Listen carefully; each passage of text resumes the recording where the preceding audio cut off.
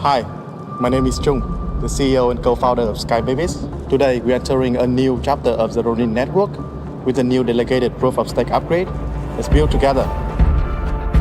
A Ronin is a samurai without a master. With Ronin, we took the destiny of our own products into our own hands. Sky Babies team has been working very hard in past months for this moment. And on the journey to DPOS, we have some new key high. We also make some new friends along the way. So we have vetted over 250 game studios to determine those exact right partners for us and for our ecosystem. Progressively decentralizing the network over time means that we can move a little bit slower at the beginning and get a more clear idea of what the most important value adds for people are.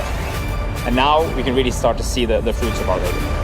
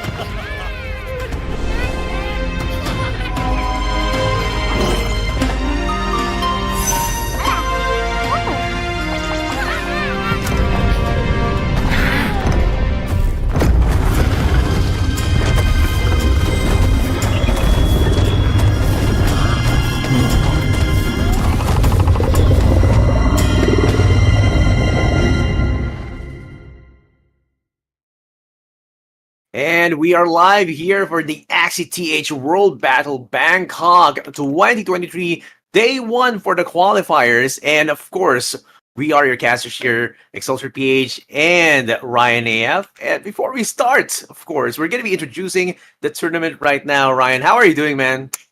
I'm doing phenomenal. This is a very exciting event we have in store for everybody. I'm excited myself. I hope you are all as well. Man, I am quite ready to get started. This event is going to be extremely exciting. So this is the first of 4 qualifiers. And each qualifier will be 1,024 players, right? Best 2 out of 3 for each match and single elimination. So the stakes are very high. Now, this is actually the day 3 of the first qualifier. So we are actually down to our top 8 players today. And 4 of these players will have a direct invitation to the final LAN event in Bangkok, I believe. Yes, indeed.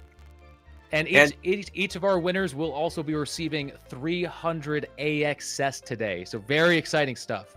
Wow, very exciting stuff indeed. Like 300 AXS just for getting to the top 4 as well and getting a secured spot at the LAN finals. And just to make sure, guys, there are a total of 1,024 players, as Ryan said, and it went in starting at April 21, right? Or April 21, and it's already right here over at the 3rd day. And we saw like a lot of the players just bounce out of the tournament because, again, this is BO3, and now what they need to do is just win one more game we're going to be casting 4 games today, Ryan and I, and all of these players over at the top 8 are like just rearing to get into that coveted spot over at the LAN finals at Bangkok. But don't fret, if you do not get a chance to move forward in this qualifier, there are 4 other chances to grind, right, Ryan?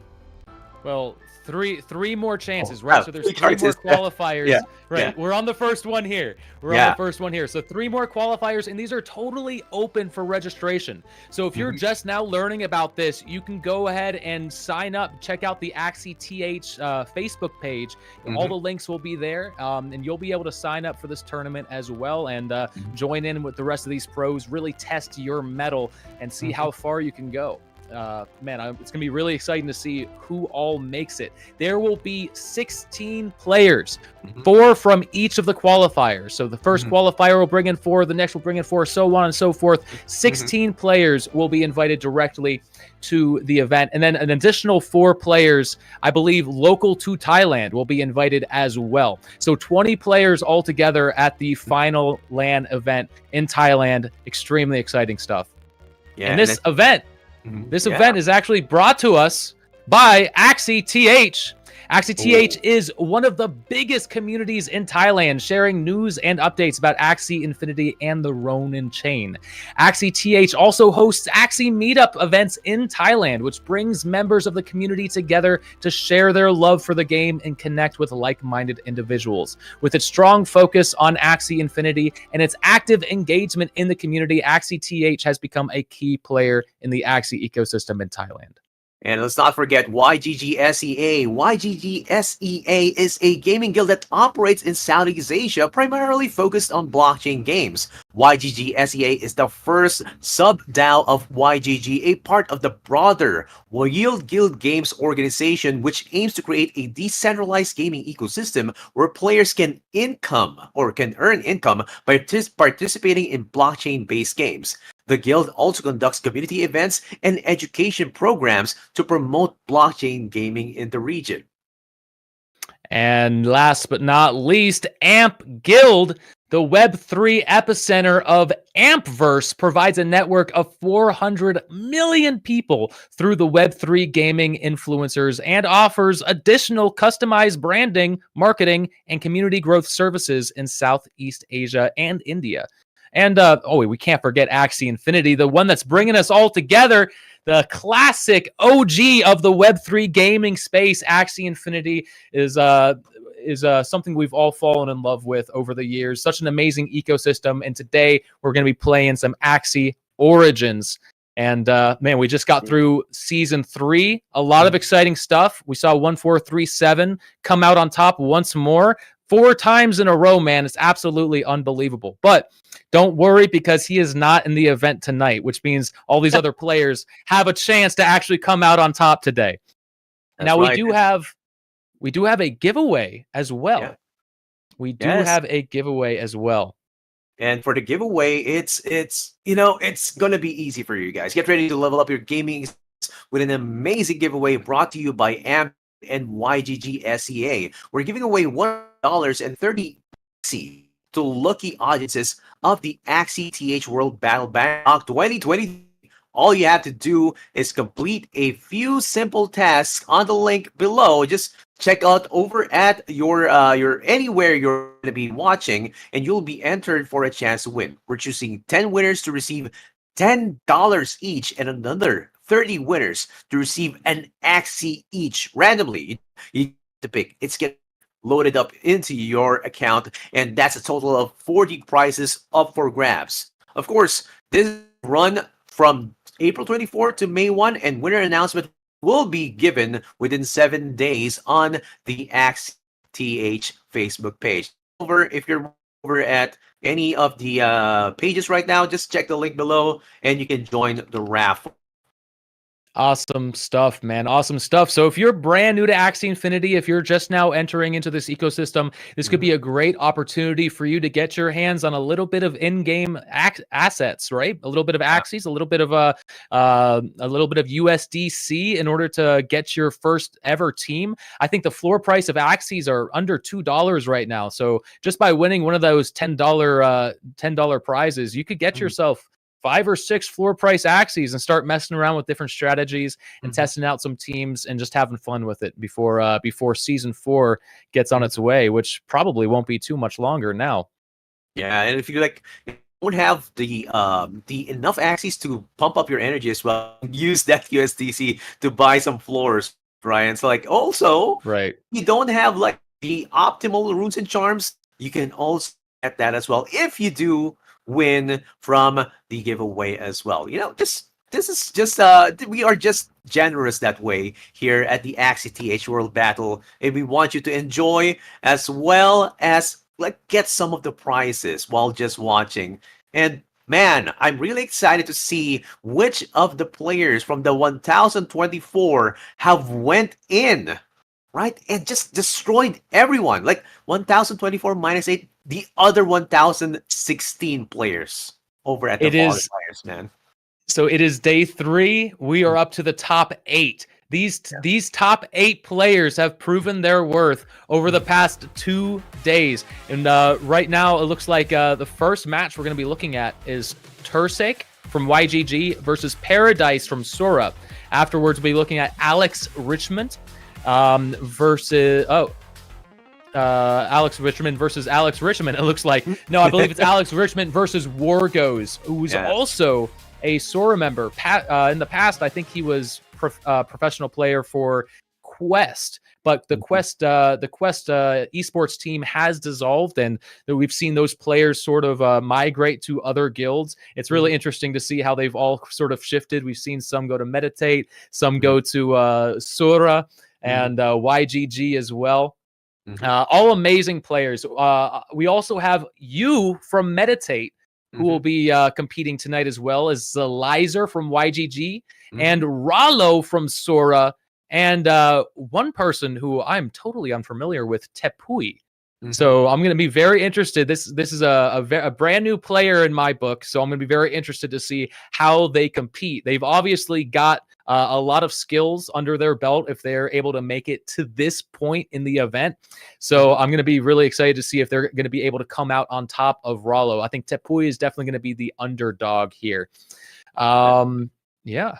Yeah, and like, you know, you see some of the underdogs right here, some of the new names, which is very refreshing, Ryan. I'm usually used to seeing a lot of the big names. But of course, before we get into that, we're going to look at Tursake's Axies right here. We have, you know, I'm seeing the Topaz, the red eyes right there are glaring at me, Topaz. I'm seeing a bit of sustain, and that a little bit of AoE, right? That's kind of weird, man. Like I don't it's not a hard AoE, right? They've just got some tri-feathers, which I mean, by itself, I wouldn't really call it an AoE, but being able to get those feathers up and being able to get a little bit more damage over time can still be useful. Can still be useful for sure, but definitely not the core crux. Now that bug in the bottom row, what do you think's going on with that guy? What's the strategy there? I don't know. I feel it is going to go against maybe a sustain, because there's a pure damage aspect right there, right? And also it also prevents I don't know. That looks like spiky wing, right, instead of scarab.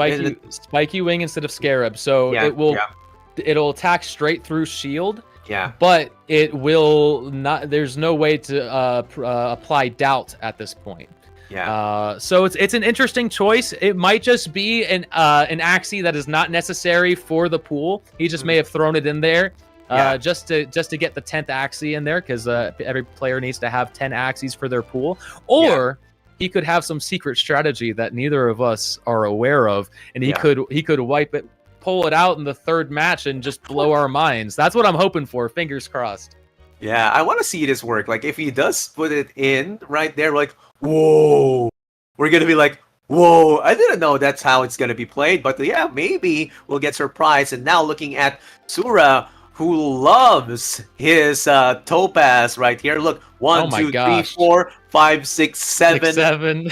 out of 10, dude. And you know, I've seen Sura recently over at one of the qualifiers in another tournament, and he just went ham using this very nice setup right here with the topaz. And as you can see that piece right there with the Goda at the front. Goda and the topaz and the imp, Ronin imp. That's the Endless Anger topaz right there. That's basically saying, okay, I'm gonna go EA. But of course, right, you see some of the sustained teams. Look at that over at the far right, Ryan. You see the twin tail mech. Yes, that sir. is going to be interesting right there. With the tricky and the innocent lamb, so some shenanigans can definitely go on with that Axie. A lot of discard power there, and we know how useful sticky tape and sticky octopus are for holding onto your cards, keeping them retained into your hand for the perfect moment when that beast goes into rage mode. Then you can finally unleash the fury. If all your cards are getting discarded every time you attack, it's going to be really difficult to get off your combos correctly.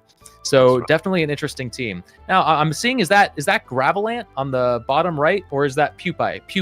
Pupae on the bottom right. It looks like a Pupae, right? And I've seen this work as well. He puts this on the mid line and tries to summon a Trunk. Right? I'm gonna call the Trunk Stumpy right now. Stumpy is gonna be a hit of armors, and it'll be a way for Paradise to delay as much as he can while he's pumping up the program before he goes back and shield back up right there over at the back. And that's amazing that we're seeing like a bit of variation from the 7 10 topazes that he has over at his very own inventory right there. And now we're going right to the action, Ryan. Right into the action. So we've got Tursake versus Paradise.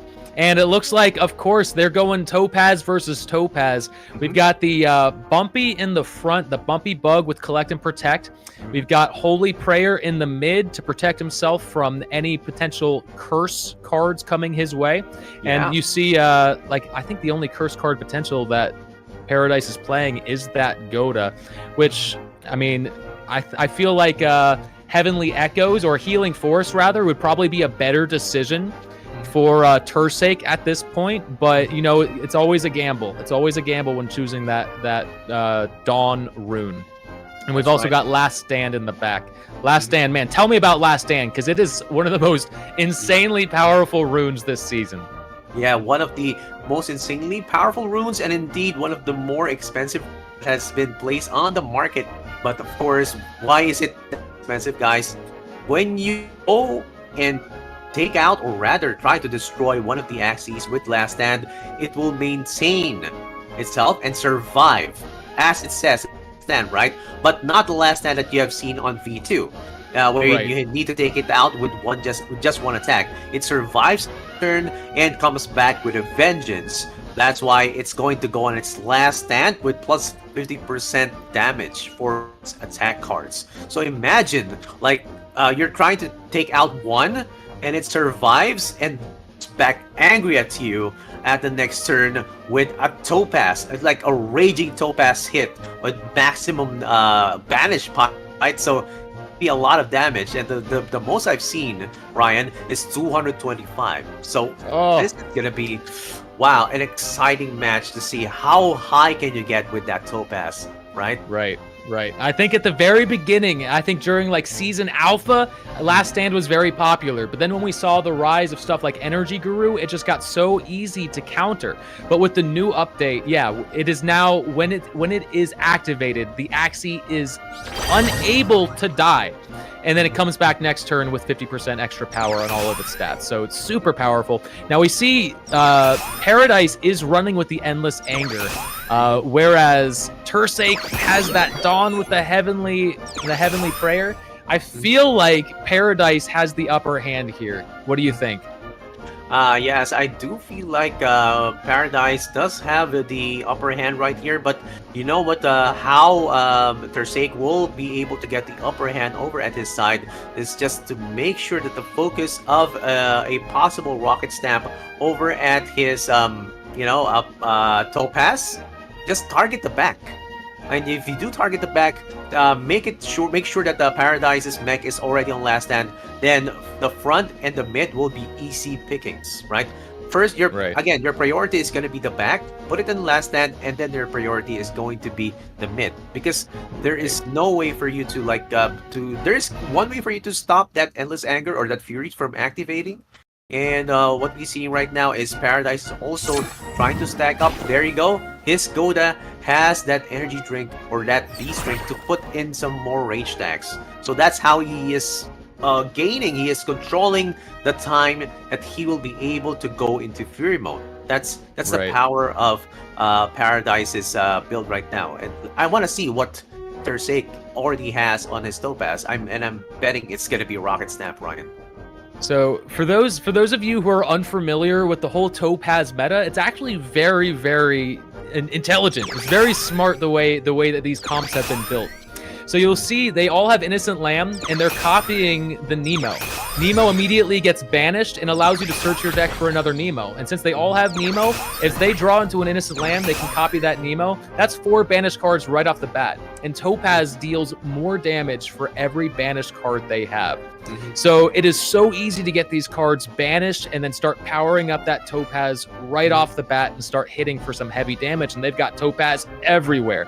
Now, what I am noticing is that Paradise is actually 1 Nemo short. Instead of playing Nemo on his midline, he actually has Cottontail. Yeah. You know, why is that, Ryan? Because he wants to go and maximize that Fury form with the use of the Cottontail, right? So if you're already on Fury form, you get 4 energy to use. Then if you use Cottontail, especially when you have 7 energy fragments, you will be able to get into a 5 energy use. That's why all of those, most of his cards are already in a state of sticky tape retainness right here. Right. See it right here over at the stand, and he goes on with his first Topaz, 135 damage. That's like already. That's already like the entry level Topaz right here, Ryan. Right. Now, and I completely forgot that even when Cottontail is used, it also counts as a banished card, which will also power up Topaz. So yeah, and then of course he's gonna have the energy fragments to throw those Cottontails out, considering those Nemos give you an energy fragment every time you play the Nemo. So and then of course he's got they both got Goldfish as well, which when you have a skill card in your hand will give you even more energy fragments. So Tersake is only 1 energy fragment away from going into his first energy burst, and he was able to activate the last stand on that backline mech, leaving him at only 1 HP. That mech is going to be super powerful now. We are going into rage mode, but he's going to have to make a lot happen here. Oh my gosh! There's that 225 damage you were talking about. There it goes. There you go. You see, man. It's already on the Fury form right now from Paradise. Ryan, double kill! Oh my God! So much power coming in from Paradise's side. That mech on the backline getting 50% more stats with the beast in the mid going into Fury mode just brought such a heavy hammer down on Tersake. I think it's going to be tough for him to come back from this. Do you think there's a possibility? There is indeed a possibility right now, Ryan. As you can see, the back line is still not activated, right? It is not activated. Yeah. And that's a very interesting thing. So the next turn, Paradise is going to have to spend an energy just to activate that last stand. But remember, the last stand cannot die the turn it is activated, which means any additional energy Paradise has will be utterly useless. And at this point, I think Tersake might come out on top here. He has the Soul Star in hand. He only has to deal a little bit of like 70 damage to actually activate that Soul Star, and he's going to take victory. Yeah. And here it is. This is it right here. Look at that. Wow. I cannot believe it. That was such an insane match right there. We saw Paradise come in with the hammer, just laying down the law. But Tursake said, no sirree, that's not how I'm going to play this. You haven't even touched my Last Stand. And I think Last Stand is really true to its name. It's kind of self-explanatory, right? When you get into that Last Stand situation, man, that is you've got one more turn and it's all or nothing. And he made it his all. Yeah, and what you can see right here over at the replay, Ryan, is like we can see that they start to try and build up the advantage pile. And as we said a while ago, the focus for Tursake to win this match is to just go on and use that Topaz, that Rocket Stamp Topaz, to take out the back. Because if the Last Stand has been proc, he is one down. There is no insurance right now for Paradise, and I think. Over at the previous tournaments that Paradise has been participating in, we see Tursake over at the background, like going back at the VODs. Like, how did he lose with this matchup? How did the others win? And taking a play from that the playbook or that VOD, maybe he found out that okay, this is how I'm gonna win. Target the backline mech, and I'm gonna be just winning, even though he goes in and gets a double kill over at my Axies with the Fury mode, Ryan. Right. That rocket stamp really did come in just super handy. Although, I mean, if he had, to be fair, if he had 7 extra damage on that previous turn, it would have been all over for Tursake. You know, that 7 extra damage made a world of difference. Yeah, it's like, you know, it's almost there. Like, again, I've used this comparison before. Like, it's like Thor. Like, you're Thor, and you're in the end game. All right, right, and you're like, here. No, it's Infinity War. You're and he doesn't aim for the head. You don't aim for the head, and it's gonna come bite you back. And no, it's just like Tursake saying, "Snap." That's it. You're down. 1v2. And I still have the Last Stand, and I'm gonna take you out, and that's already 1 win advantage, Ryan. Tursake said you should have aimed for the Last Stand. Snap, and that was it. And you know the problem here, Ryan, is that I've seen some of these players. They don't change their win strategy.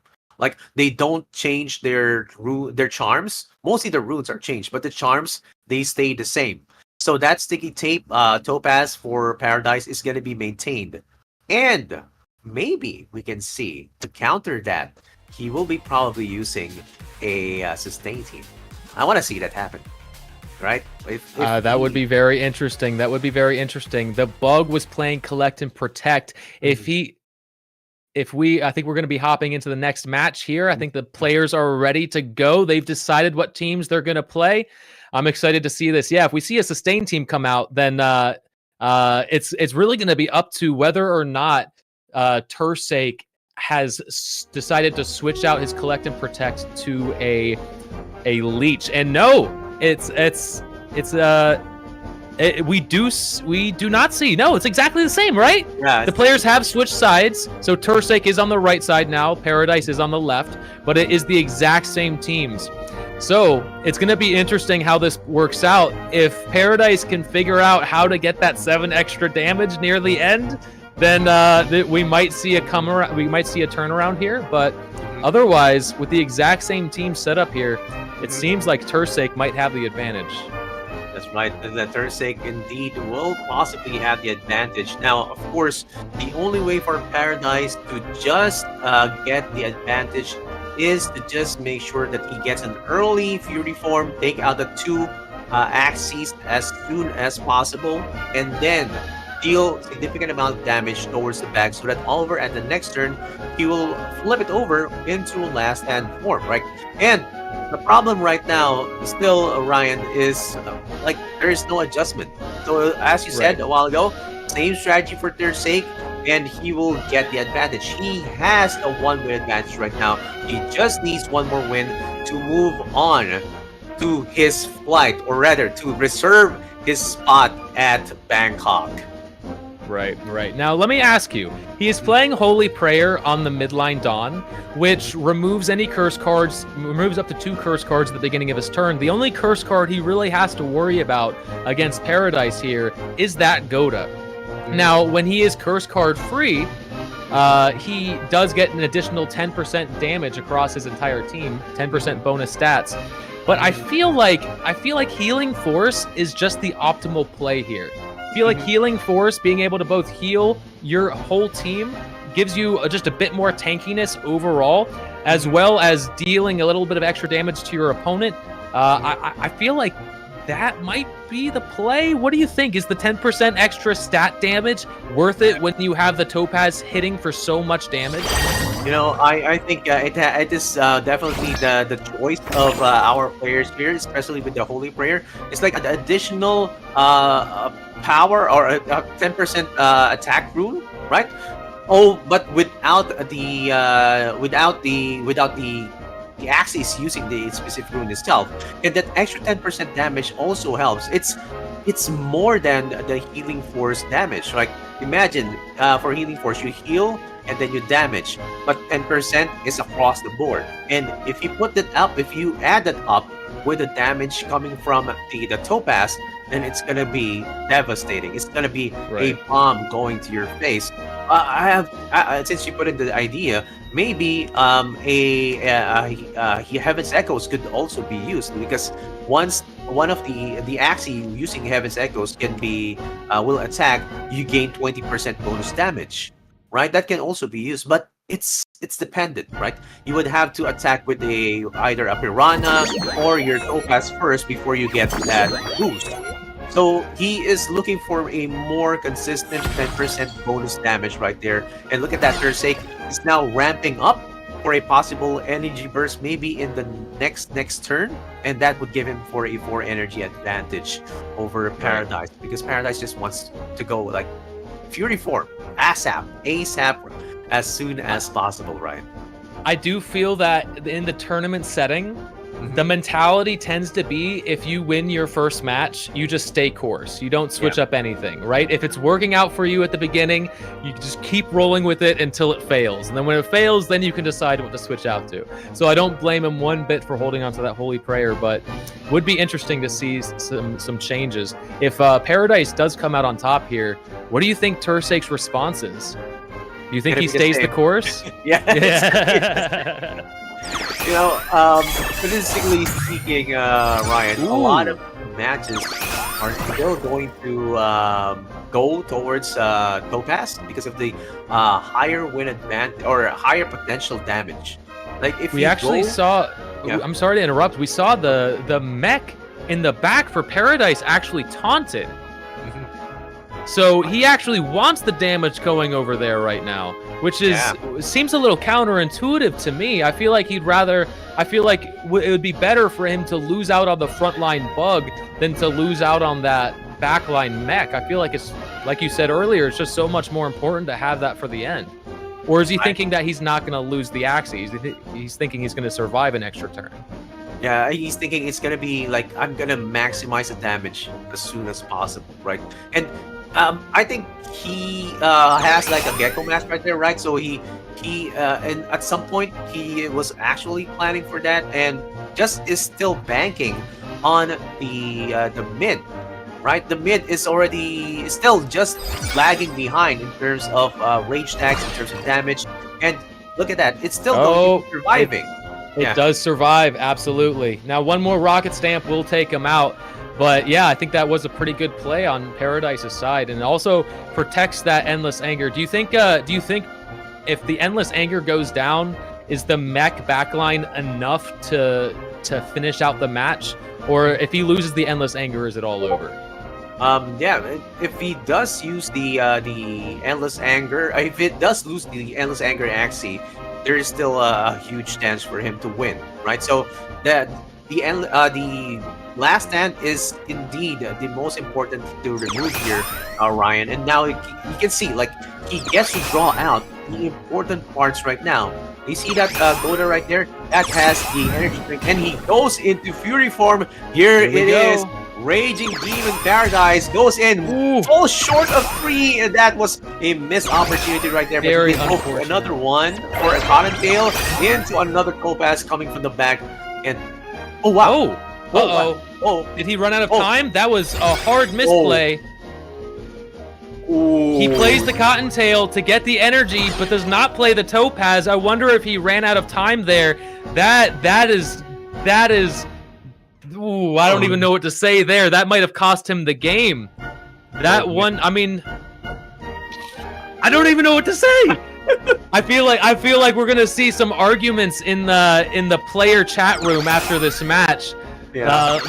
There might be some contention in the air. Who knows? Maybe Paradise wanted to hold on to that Topaz for after he goes into the last stand, so he gets the extra damage, the 50% extra stat damage from it, so that there could be a decision there. But if that was the case, why play the Cottontail? Maybe. So there might have been a misplay one way or another. Interesting. That was very interesting, Ryan. And I'm thinking, why though? But yeah, I think he's going to get the advantage of that, the benefit of that play. I think he wants to get that up in terms of the health to prevent it from being hit by a possible showstar, right? That would have been a play, and save the damage so that it gets maximized once it hits last stand. Like that was the play right there. So that was possibly what was going on the head of Paradise. And you can see right here, he is reaping the benefits as he wins the second game. He goes 1-1. And oh my gosh. Man, amazing play. Great game. Man, amazing. Oh. I don't know if it was a misplay or if that's what he intended, but he came out on top regardless, and it is now 1-1 between Tursake and Paradise. So we are going into a game 3, and I'm going to be really excited to see whether or not they decide to switch things up. We've seen Tursake come out on top with only a 7 health difference, and now to get demolished like that, it seems like the first game victory might have been a fluke. What do you think? That seven damage difference made all the difference in the world, and I feel like it's gonna be a risk for him to stay with the same team. I feel like he might be forced to kind of switch things up at this point. You know, I'm thinking the same way, Ryan. There might be some switch in terms of maybe. No, I'm not sure. It's still going to be the same. I'm trying to force a possible switch, but I'm not seeing any foreseeable future wherein this is going to happen.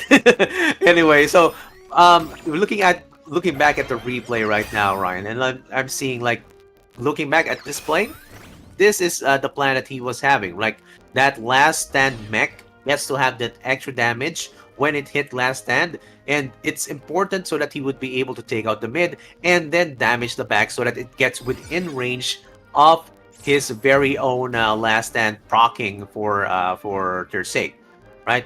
So I'm seeing okay, that was a bit planned and a bit close as well, but both of these guys had probably gained so much confidence that they will maintain whatever Axies that they're having right now. And talking about Axies, Ryan, just to make sure that for all the guys who are watching right now, they have updated the giveaway. It's going to be 3 Axies for 10 people, and a whole Axie team is going to be given for each person up to 10 people. That's a huge difference. That's a huge difference. So every winner will be earning an entire Axie team to be able to hop into the Axie Infinity Origins client and start testing out your team. There's actually an event going on right now called Beast Blitz with some very nice rewards attached to it. So if you have not started playing, now might be the time, especially if you're one of these giveaway winners, right? Fingers crossed for you all. Fingers crossed. Yes, and of course the $10 as well for the 10 people is also going to be helping some of the other players. Maybe you can use it for your own benefit, or maybe you can use it for buying runes and charms or buying Axies as well. And it's up to you.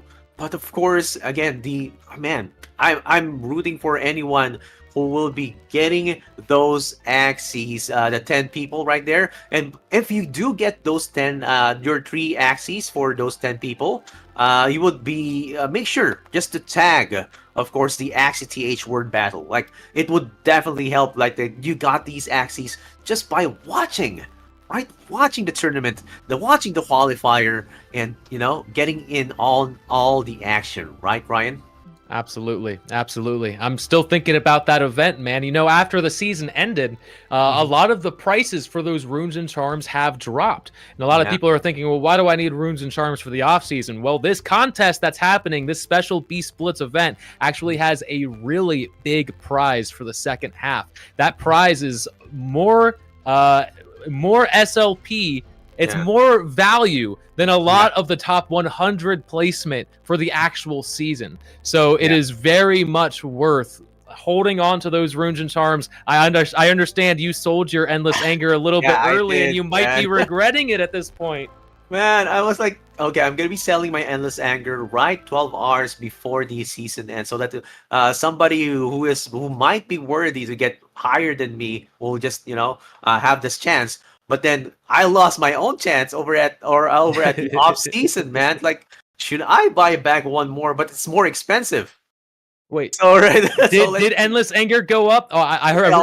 So we're going into game 3. We're going into game 3. I'm excited to see if there's any switch ups, if there's any changes, if these two teams are holding their course, staying the exact same Axies. Going to be very interesting to see who comes out on top. Tursake versus Paradise, 1-1. This is the final match. One player's going home and one player's getting invited to Thailand for the final LAN event. Let's find out who it's going to be. Yes, and as expected, man, they maintain the same composition. Like, okay, I'm gonna.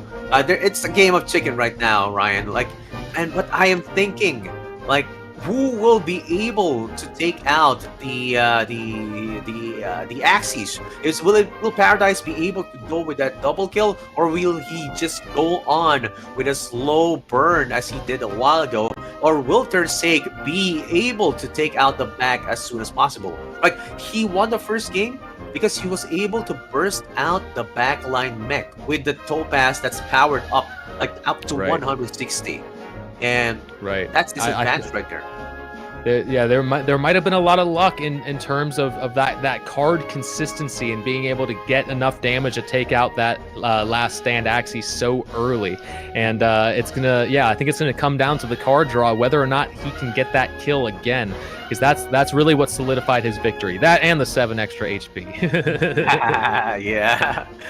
He's like, he's like saying, okay, this is looking quite well. And sometimes when you see these players, they do have like calculators and decide like, okay, I'm gonna be computing, or I'm gonna be computing if there's gonna be exact damage, because every HP counts in these types of tournaments, man. Like, you see some of these players even have a Topaz sheet. Have you seen that, Ryan?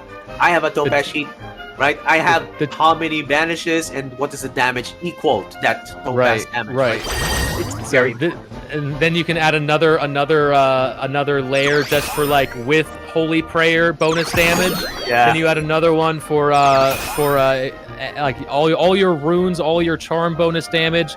You got to know exactly how much damage is going on. And these pros, if they don't have a calculator on the side, they've got it mentally locked in their brain. I'm looking at Tursake's bubbles right now.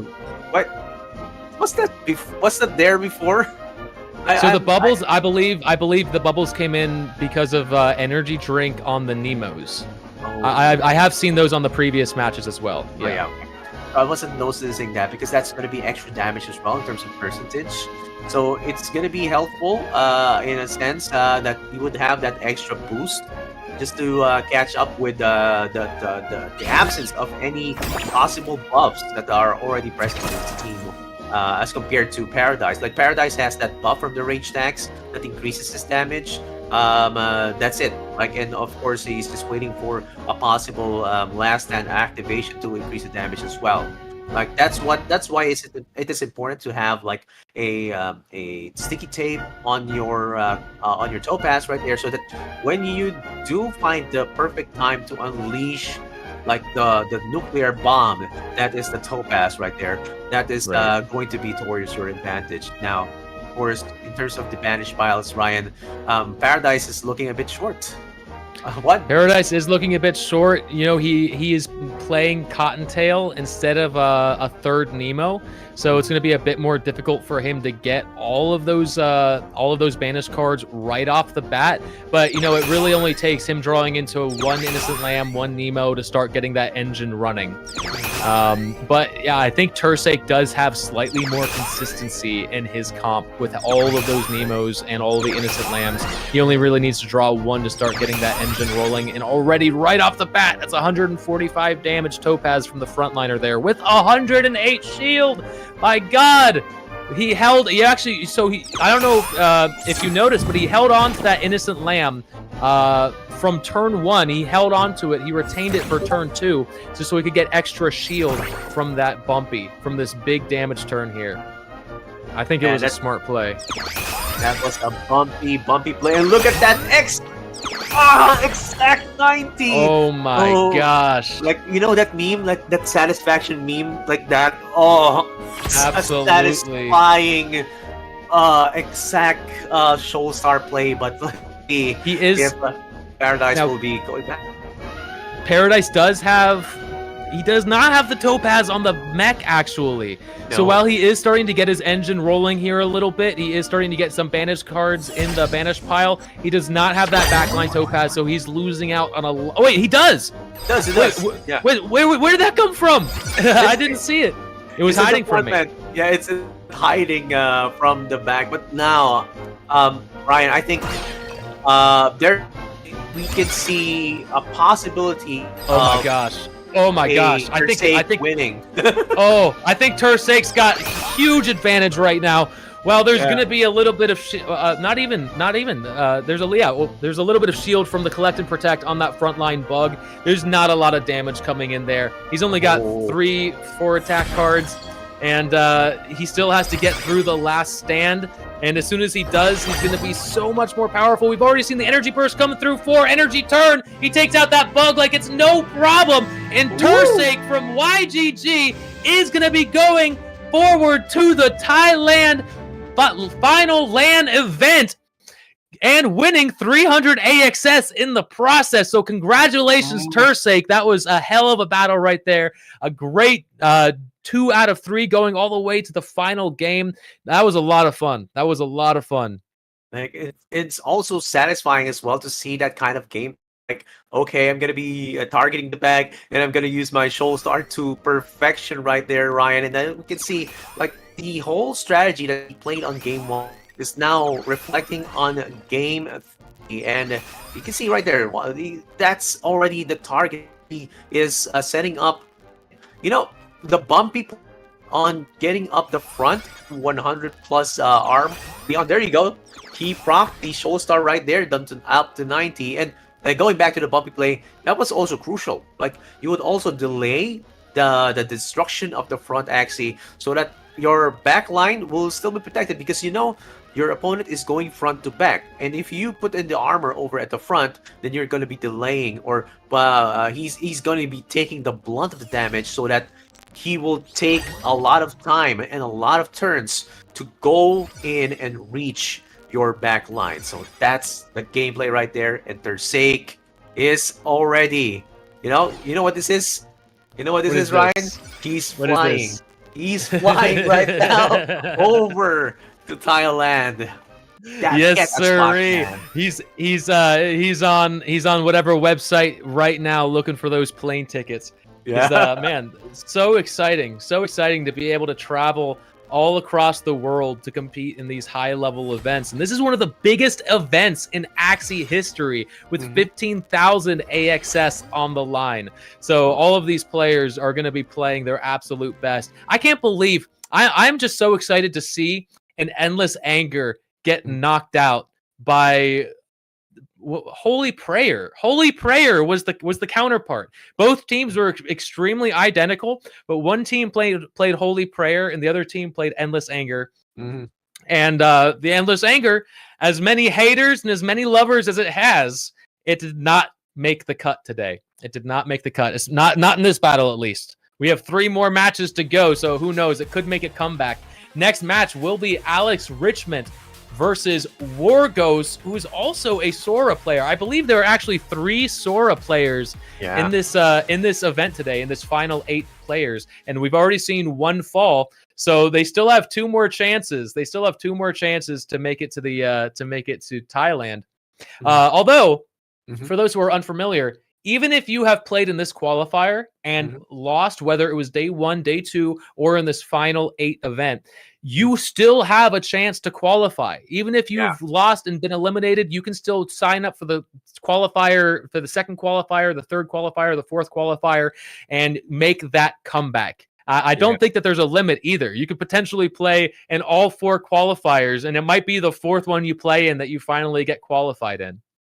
Yes, indeed. Like, we are. I've seen Paradise just play as much as he can and get those spots. He's really sweaty in terms of tournaments, man. Like, he keeps on joining, Ryan. So we're probably gonna be seeing him on the 2nd, 3rd, and 4th qualifier, unless he just gets a spot already, right, Ryan?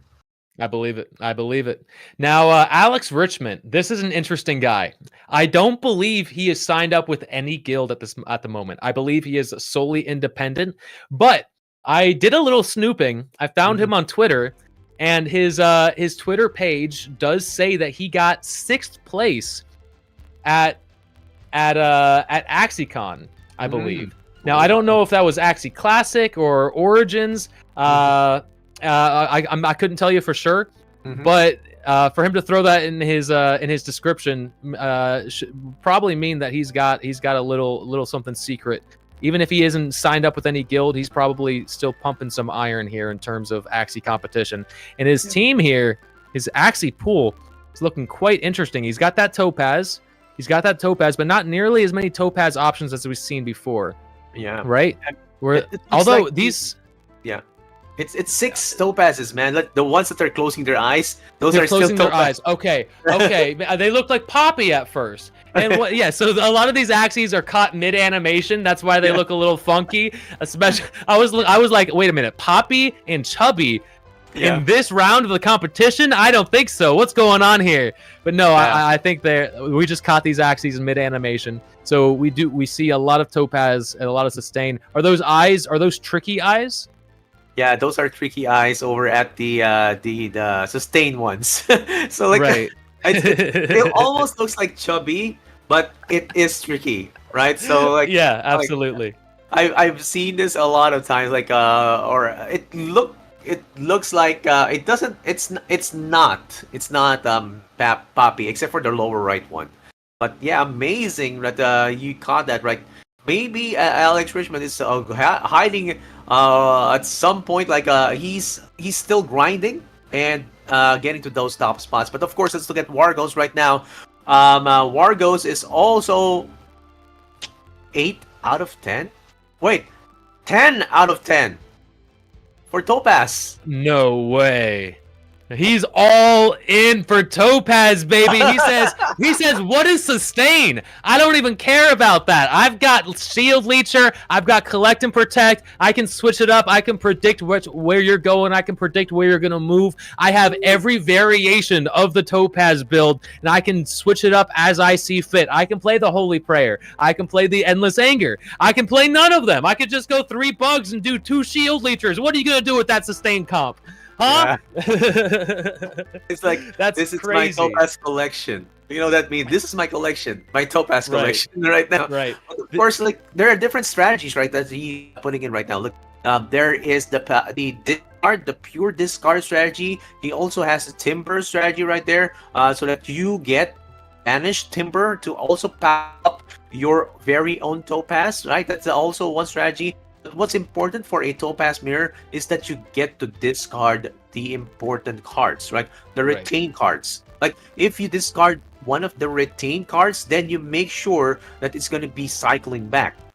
So let's get right. into the match. It's going to be Alex Richmond versus Wargos. Let's go into the action right now, Ryan. All right, let's do it. Let's do it. I'm hoping to see some of that discard action. You know, there is that that bug charm. The name is escaping me at the moment, but when you attach it to Mantis Claw allows you to discard an extra card.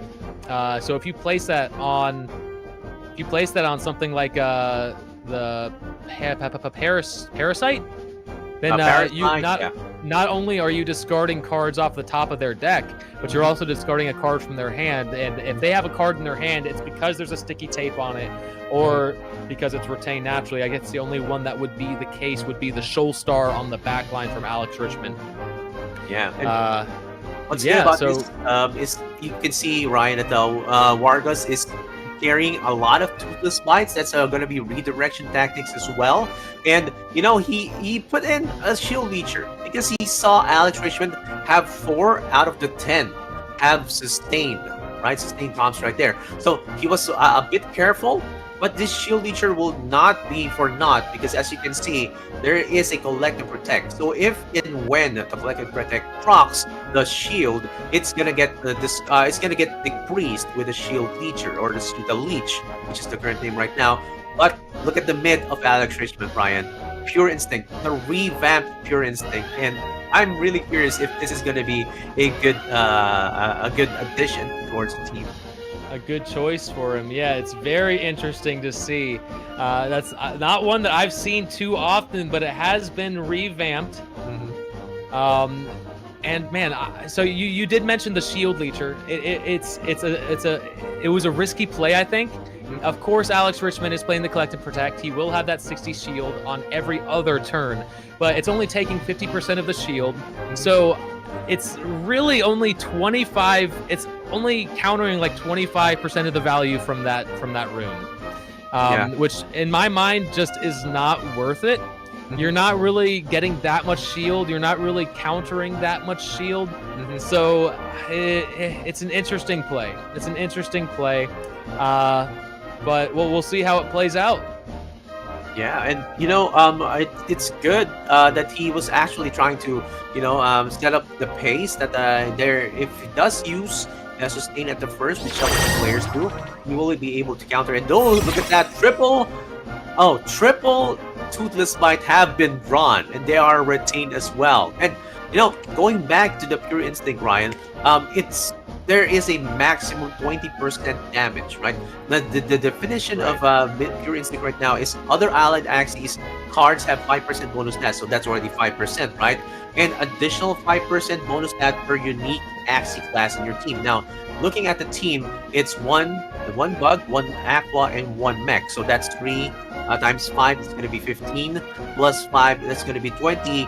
But for the other Axies, plus right, so he loses out on the value of the aqua, but his mech and his bug will have 15% bonus stats for their cards. But he taunts to the mid. Now right now Wargos has 0 cards in his banish pile, so he is not necessarily going to be able to throw out a one-turn kill here, but he will be able to do some heavy damage to that midliner. Right, and at the same time, Alex Richmond protects his backliner Last Stand Axie, make sure that one stays healthy for that end game. Yeah, that's right. Like you would want to protect that Last Stand Axie as compared to what Paradise did a while ago, like put the target on that backline, the Last Stand. But now, of course, you can see Wargos try to put in some more banish pile or more Nemo into the banish pile, while at the same time ramping up to 10 energy fragments right now, and he's going to be discarding one of the cards as well. Now that's a game. That's a lost topaz. That's a lot of value lost right there from Alex Richmond. So Wargos might have taken the advantage with that one play right there. But we'll see if Alex Richmond can come back from this. I do think that he has a bit more power on his comp as a whole. But man, with losing out on one of those topazes, I mean, because these topaz comps just play so fast. There's not a lot of time to get into your second deck rotation. If you lose on that value this early, it could spell disaster. Yeah, it's like, this is actually 150 less damage coming from Alex Richmond, but he also goes in for his own 150 damage. Like, that's a makeshift 150 damage right there coming from the Square Teeth. And it has the Mantis Claw or Mantis Dagger, and it removes one of the retained cards of Wargos right there. But now, coming back Very with smart. a vengeance, let's see. It's going to be more. Oh, he's going to target the back. It's time. Double Topaz is going to be taking it out. Ooh, double Topaz with 1 HP left. That's it. The last stand is gone. One more turn to get final value for Alex Richmond here. He's going to have to do something big with this backline mech. But I didn't see which Topaz was discarded. If that Topaz was the backline mech Topaz, that could be horrible. And he gets no Topaz at all. He has not a lot of damage this turn. I think he has Goldfish from the mech. That is 110 damage, but not going to be enough to cut it. He's trying to catch up with Weird. that damage right now. Did you see? He should have played the Square Teeth after playing the back card, right? He would have had more shield. He would have gotten a little more damage, and he would have prevented the shield leecher from stealing that shield away from him. I think there might have been a little bit of a misplay for Alex Richmond there. He might have gotten a little upset that he lost his mech so early. Might have gotten a little bit too stuck in his head, and when that happens, misplays do tend to happen. And it looks like Wargos does have a clear advantage in this match. He's not going to die this turn. Next turn, the last stand will get activated, and he'll have one more turn after that to become the match. He has to get it right here. Looks like he's going to be 5 damage short of taking the match right here. But Yeah. regardless, Wargos has this match in the bag.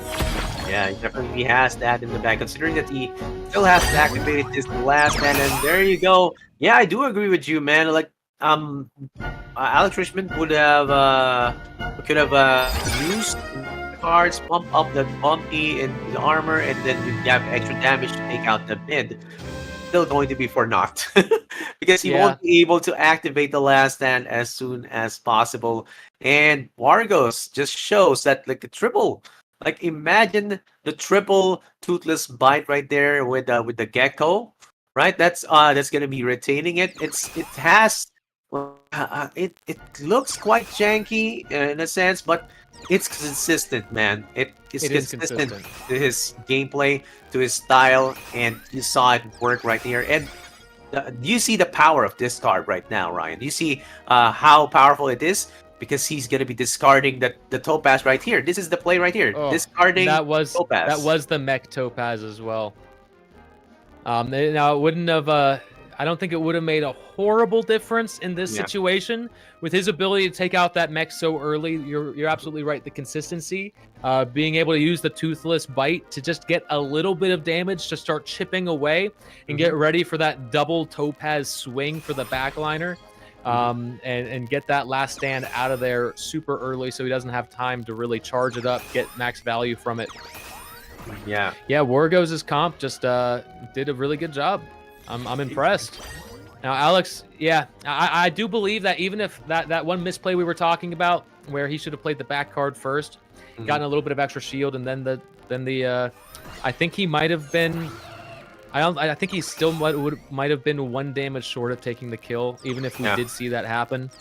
So it might have just been the circumstance where he knew the position that he was in, and he knew he couldn't take victory, so he was just kind of finishing out, pressing cards. It kind of happens. Yeah. But it's not over yet. Yeah. Wargos is game 1. There's still potentially 2 more games to go. Yeah, and now I think I'm looking back at the Axies of Alex Richmond, and he may have a chance if he does go in to a sustained comp right now. I think you can see this is the last part of the turn. We saw the crucial discard moments. We saw the play right there, wherein he was trying to remove the mid, but fails like within 10 HP. And of course, it's gonna be the finishing move right there, man. I don't think he can go sustain, man. We just saw him lose with a Topaz mirror match, and Wargo's already had Shield Leecher. He's not gonna stop playing Shield Leecher. He's already won once. So going sustain is just a losing battle. I think he has to hold course, or maybe switch up to a different Topaz comp. We'll see what he has. We'll see what he has going on in his brain. But I think sustain is just a bad choice in this situation. Yeah, you said a while ago, like maintaining the course is the way if you are already at the advantage over at your first match, right? So if that is the case and he doesn't change, that's right. It makes sense that if we see Alex Richmond switch to sustain and it's still going to be a Shield Leecher, yes, probably, right? So I'm not sure. Like, he does have possibly a greater chance of still maintaining that Topaz build. But since there are a lot of Topaz Axies over at the side of Alex Richmond, maybe switching over to what we saw a while ago. I don't know if he had a Dawn right there that could go for a Holy Prayer for a more sustainable damage. And let's go into the match for the next one. 1-0 Wargos against Alex Richmond. Let's do it. And Alex Richmond is wow, interesting. We see the mech in the mid and the Aqua in the back. Weird play there, because the Aqua... Oh, wait okay. Yeah, very interesting, because the Aqua is not going to be getting the bonus stat damage from its own rune. So having that in the back, by the time it gets to the end there, it's going to be fairly weak, all things said and done. It's not going to be nearly as powerful as having the last stand. What do you think? I think what happened right here, Ryan, is that he was actually trying to prevent the Toothless Bite from going towards the back, right, and getting the Death Smart damage advantage, right? And because the target is predominantly going towards the back, that is actively decreasing 15 extra damage for each attack coming from the Toothless, from the Death Smart, right? And so maybe he's thinking, okay, my damage potential has been greatly decreased with that positioning, but still, with the same Axies right now, it's gonna be a bit different. And look what happened to Wargos. There's a Holy Prayer switch. It was previously Shield Leecher,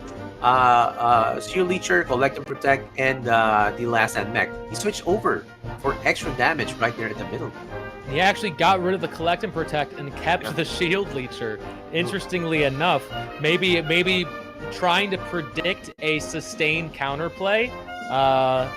Unfortunately, he did not get the sustained counterplay. It is still Topaz, but with this switch up, I think you're right, because he is now countering the Toothless Bite, and even the Piranha on the midliner can only attack the front and the back. So that midliner for Alex Richmond's side, that mech is sort of protected. If he has Rocket Stamp on the Topaz, he can still swing into it, but with no other damage to complement that, it's not going to be enough to take it out on its own. Yeah, let's see if there's going to be a setup right now. It's going to be a battle between the two in terms of trying to gain the earlier advantage with the Banish pile piling up, right? And because both of them have Topaz with Rocket Stamp, they will be able to target the Last Stand mechs early on, right? But of course, Alex Richmond did with his very own repositioning, so that there would be a decrease. But I think on its own, a Rocket Stamp Topaz will be able to take out the midline or the mech within 3 attacks. So it's definitely possible. But look at that, Alex Richmond already going in with his early stacks, and even going on with the Risky Fish. I don't know, shouldn't there been a Bumpy right there to get the armor, Ryan? Right, very interesting. He lost a lot of armor by not playing Bumpy there. That was like what, five cards that he would have gotten value from? That's a lot of shield that he lost out. And of course, he was able to play the attack card and get a little bit of damage from it. Maybe Alex Richmond thought that that was more valuable in this situation, but he did retain the bumpy, so it's very strange, very strange. So maybe he's trying to play it at this this next turn. Yeah, I think he was playing against or playing through the shield leecher. Like, why would I even use bumpy if the shield leecher is going to be stealing some of my armor, right? So Makes sense. So maybe that's the play right there.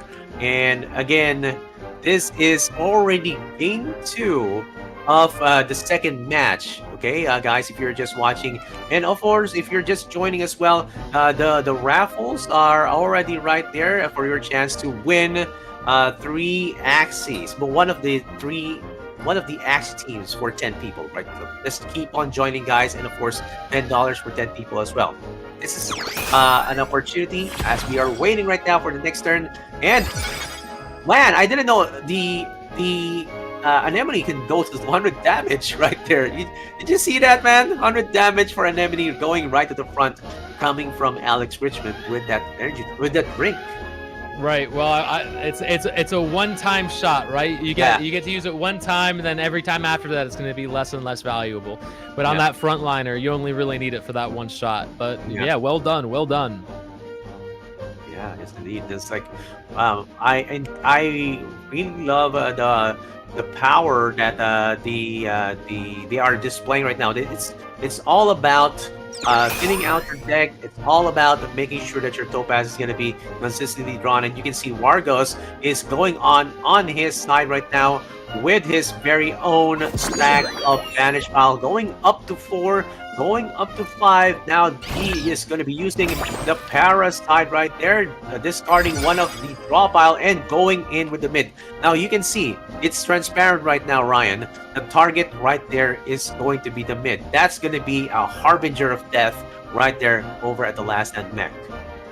Absolutely. And it's really interesting how Alex Richmond, by placing that mech in the middle, is really able to split the damage. You can see now that the front line has a little bit of damage on there, the back line has some damage on there. Now the mid is the one that he's really trying to focus down. But by splitting the damage, he's giving himself a little bit more sustainability all around, I think. Yeah, look, this is actually good match that we're seeing right now. It's going to be a back and forth, but the activation of Wargos' backline last stand is going to be hurting quite a bit because he is on the back pedal right now with that activation, and it's going to go down. Looking at Alex Richmond right now, oh my gosh! Oh, wow! Wait, did he just play a bumpy? Yeah. Why did he play a bumpy? For fun. I feel like that was not the turn to play a bumpy. He got a lot of damage off there. The back line, oh my god. And we just see Wargos just said, no more. I don't want any more of this beating.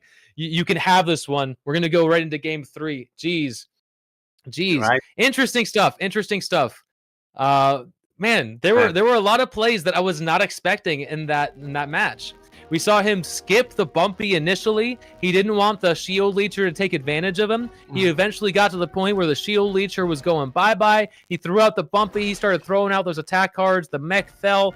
The bug fell. All he was left with was a Dawn, and with 3 Axies on the other side of the field, there was nothing Wargos could do.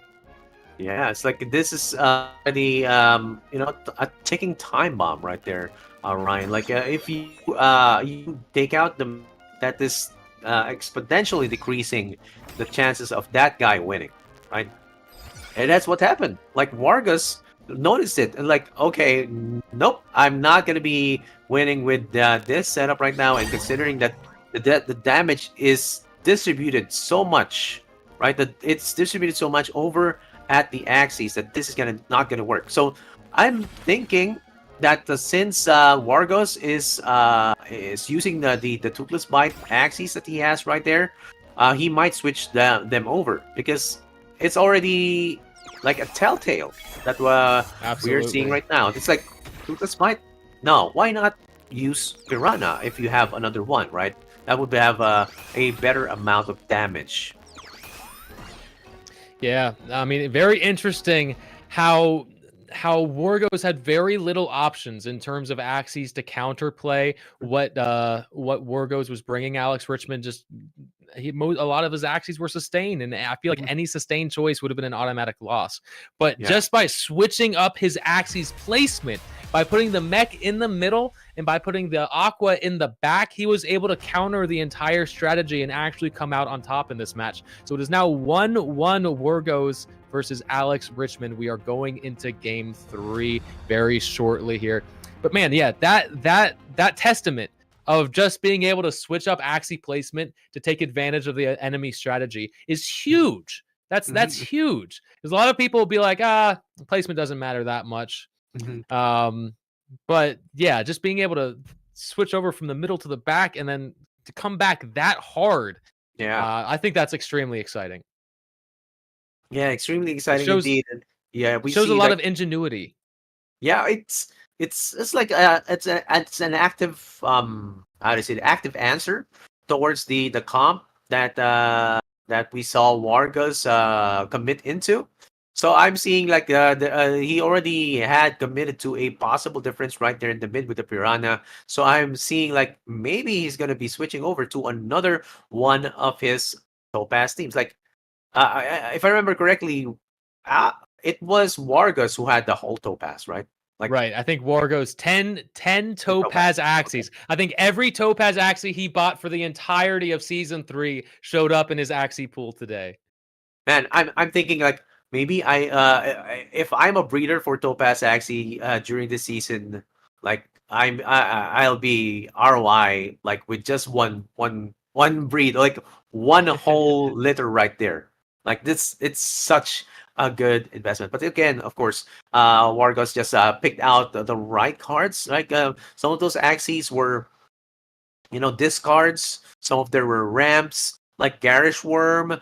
Some of them were Square Teeth. So again, you saw the Toothless Bite bunch a while ago, the litter right there, the total synergy that we're seeing. So let's see what else, what difference they're gonna be making. But again, I think we're not going to be seeing the sustained comp as soon like this qualifier, man. It's like I don't think so. Too high stakes. It's too high stakes. It's very high stakes, and not only does Wargos play like 10 Topaz Axies, but I think like 4 or 5 of them were bugs.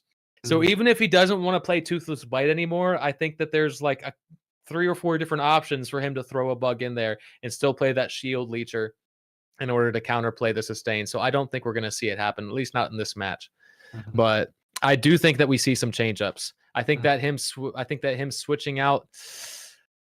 I think that he's gonna want to switch out those Toothless Bites, maybe even the Piranha. Maybe at this point, I'm not sure. I think Alex Richmond probably stays the course, stays the exact same team, same setup, same placement, and everything. But Wargos is definitely going to have to change things up.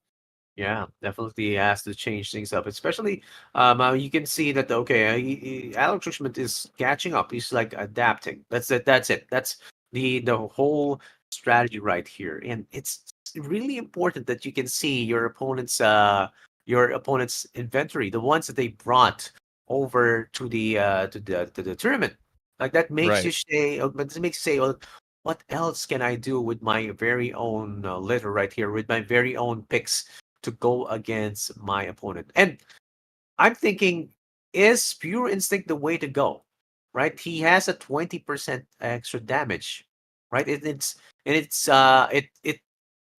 It can be seen that he especially in the part that we're in, he tries to target the mech, the extra point or the extra percentage of damage that the other Axies got were really important to get him to cross into last stand. So, well, absolutely, it's an interesting toss up.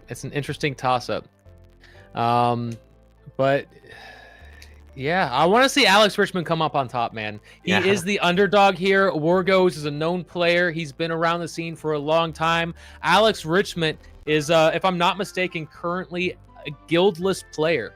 So if he actually does come out on top here, he will be invited to the LAN event in Thailand for a chance to get a piece of that $15,000 AXS prize pool, which is kind of life-changing money, man.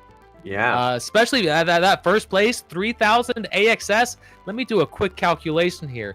3,000 AXS with I think the current price of AXS is around $7. Yeah. So we're looking at $21,000 for getting first place. That is life-changing money right there. That is a lot. That is a lot of dollars. That is a lot of money. So every single one of these players is going to be playing their absolute best. And not only that, but if Alex Richmond comes out on top here and is able to get to this LAN event, and he performs well as there as well, then you better believe every guild on the map is going to be trying to collect him up and get them on their roster, right? Sora, Meditate, YGG, AxieGG, everyone's going to be coming after Alex Richmond, the hot new player in town.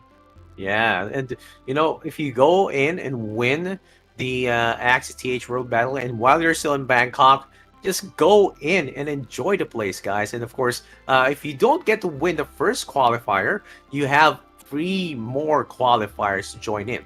Right, and it's guaranteed 300 AXS just by getting to top 4. Right, we already saw a while ago our first winner get 300 AXS. Now against now in the second match, 1-1 yet again. Like we saw Tersake move in for 300 AXS, right? And now, of course, 1-1 against.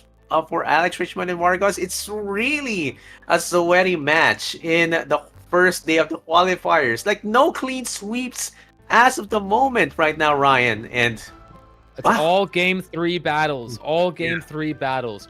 But I mean, yeah, just like you said, even though they got knocked out today, whoever does get knocked out, they still have a chance to come back in these qualifiers. Qualifier number 2 will actually be on April 30th. The 3rd qualifier will be on May 7th. The 4th qualifier will be on May 14th.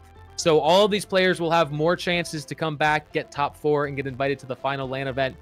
And if you're interested in this competition as well and you want to join in, this is an open registration tournament. So feel free to apply and sign up for those qualifiers. And we might be casting your match next week. Who knows? But the next match is ready. Game 3 between Alex Richmond and Wargos. Let's hop in and see what they decided to go with their Axie teams. I'm excited. I'm expecting some change-ups. It was a lot of time. Nope. And it looks like Alex. No, not at all. Not at all.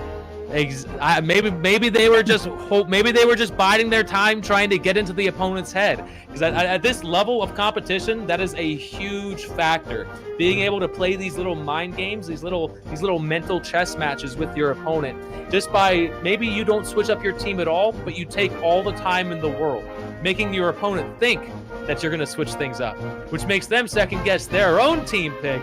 And it looks like neither one of them decided to change things up. So any mental chess matches may have been for naught. That's right. And you know, we're seeing right now there is no changes. Mental games have been played, as Ryan said over at the break. Like they were taking their sweet time, right? Even though it's the same composition, right? So that's the saying, like, maybe he's going for sustain, but most likely not. But we know it's gonna be Topaz, right? It's gonna be Topaz because it has the highest win rate as of yet. And you know what though? You know what? Wargos is no longer playing Shield Leecher. He is playing Collect and Protect, which means he has a little bit more draw power. He has a little bit more sustainability. We saw Alex Richmond refusing to play that bumpy to prevent Wargos from stealing extra shield from him. So now that Wargos is not playing Collect and Protect, that's going to give both players a bit more sustainability in this matchup. Yeah, it's going to be interesting to see how this plays out. Although, I mean, I'm just noticing Alex Richmond has the bumpy, whereas Wargos does not. The bumpy not only provides extra shield, but that's an extra banish card right at the beginning of the game. Right. I'm voting for Alex Richmond right here. I'm gonna call it early. I think he's got advantage here. I want to see him win. That's all I'm saying. Yeah, you know, if he can't go towards the back, the mid try to go with the back first, right? Because of all the armor that the collect and protect luck is going to be racking up on some turns. So also, if you do take out the back first, you would also decrease the effective damage that's going to be coming in from that pure instinct, right? So just stay the course. So if you're on Wargo's side, stay the course with what you're having right now, especially with the spike, and you would be able to get the advantage. He was trying to force a midline takedown a while ago, and it was falling short. So this might be the chance for him to just come back with a vengeance. And now going in for turn 1, this is going to be an early pump up with the Nemos right there, but he's going to be saving up that Topaz for a next turn. And let's see what Alex Richmond is going to get, Ryan. Now, did he play? I'm a little lost. He played the back on the bug card, Wargos, right? He was that Parasite? Was that Parasite that he played? Parasite. Okay, he played Parasite, so he was able to discard cards off the top of his deck through the scry mechanism. Interesting that he. I'm just thinking maybe he should have played the Goldfish while he had the Nemos in hand. He was guaranteed to get the value from it. But I guess the ability to discard those cards is so valuable. If you can get rid of one of those Topazes, that's a huge advantage in the match. Yeah, I think he wanted to, like, how do you say this, to retain, just to make sure that the Sticky Octopus gets the maximum advantage, right? So maybe that was the play right there, and he wanted to make sure that he discarded the important cards as well. So it's a double play right there. But look at that, triple Topaz has been drawn. But now, look at the play. Look at the adjustment that Wargos is doing. He's going front to back. Front there first, and mid is going to be the next priority. Will this work for Wargos as the frontline Axie goes down to 100 HP, Ryan? I think it depends on what Alex Richmond draws right here. I mean, he's got 8 cards in the banish pile, so he definitely has an advantage there in terms of, as I said, with the bumpy. With the bumpy so early, giving him an extra banish card. I think Wargos still has a couple innocent lambs that haven't been converted into Nemos yet. So Alex Richmond definitely has an advantage in terms of damage from the Topaz. If he happens to draw into those Topazes, he might be able to take out that backline mech right here and now, and giving Wargos pretty much one last turn to respond. And we see one Topaz. I don't think with the Topaz is not going to be enough for the Shoalstar. Why didn't he play the Nemo first? Why didn't he not play the Nemo first? I think Alex Richmond might be stuck in his head at this point. He's been playing this competition for 3 days, and this is the final straw, right? If he had played the Nemo first, he would have gotten extra damage on that Topaz. Am I wrong?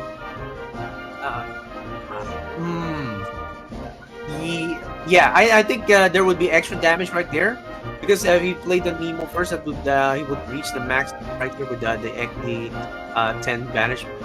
Man. I have to go back at the replay and see. Yeah, we'd have to look at the replay. I think he was at 8. I think we saw 2 banish cards come in, if he had let those 2 banish cards leave first before playing the Topaz, I think he might have actually been able to get him within killable range with the Shoalstar. But it was very, very unfortunate right there if that is the case. But of course, looking at the play right there coming from Wargos, he takes out the front and maximizes the use of that NetSmart to take out the front. And there you go, activates the last stand over at the midline of Alex Richmond. Alex Richmond indeed has the advantage right now and goes in with the risky catch, activates the last stand at the back as well. Now, they are both going at it right now, Ryan, and putting down to 52 health for the midline. Holy Prayer done. It's Wargos all the way right now. Oh, I think he's got it. He's got it with the Topaz, and that is it. Alex Richmond will be going home, and Wargos will be winning 300 AXS and an invitation to the final LAN event in Thailand. So congratulations, Wargos. Very well done. Yeah. Man, these have been extremely exciting matches going all the way to the third round every single time. Alex Richmond gave up a very good fight. I do believe he made a couple misplays here or there. But all in all, to make it to the final 8 of this single elimination competition with 1,024 players is nothing to scoff at. I mean, he's up here with big names. He's up here with all guild members. I think he might be the only one who isn't signed at the moment. Yeah, and you know, I'm just gonna be saying this, Ryan, and forgive the pun. War goes to Bangkok. Let's go. Yeah, let's go. And we saw these players that there are different variations of Topaz, and all in all, it all comes down as to your strategy and how you're gonna be targeting with the availability of the rocket stamps right there. And of course, there is some form of luck in terms of the draw, right? If you do get the actual the early on bandage pile generator, then you will have the early on damage increase or damage buff with the Topaz, right? So that's also going to be important. Like the draw, the luck factor is a small percentage. It all comes down to preparation, research, and putting in the hours with your Topaz team to get the win right here. And here's the summary: we saw Thursake win 2-1 against Paradise, moving on with 300 AXS and the invite as well, and Wargos. So I believe we're going to be doing a small break, ladies and gentlemen. We've got some wonderful advertisement videos for you, just giving you a little bit of a rundown of the different sponsors for this event. We've got YGGSEA, as well as AxieTH, Axie Infinity, and Amp Guild as well, with some very high production videos for you. We'll be back in about 5 minutes. Don't go anywhere because we've got a ton of action coming up soon.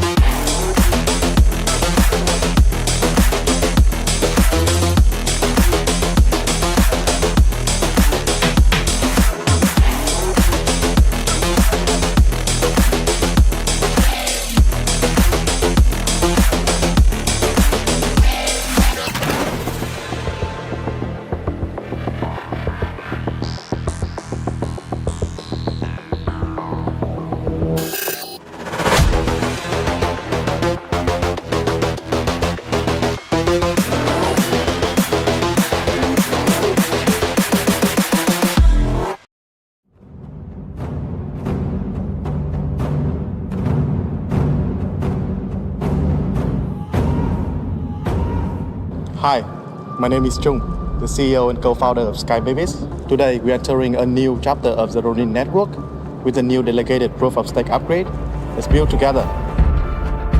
A Ronin is a samurai without a master. With Ronin, we took the destiny of our own products into our own hands. Skybaby's team has been working very hard in past months for this moment. And on the journey to DPOS, we have some new key high. We also make some new friends along the way. So we have vetted over 250 game studios to determine those exact right partners for us and for our ecosystem. Progressively decentralizing the network over time means that we can move a little bit slower at the beginning and get a more clear idea of what the most important value adds for people are.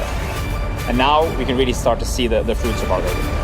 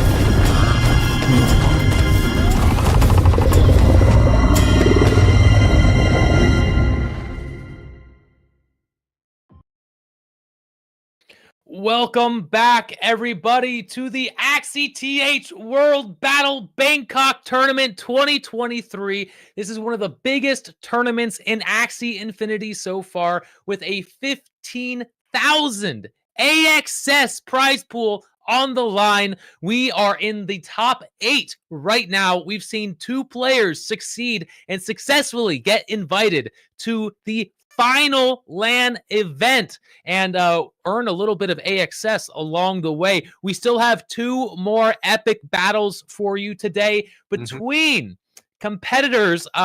Give me one moment here. Meditate You, my boy. I met him at AxieCon. He is a wonderful player. And Zelizer YGG.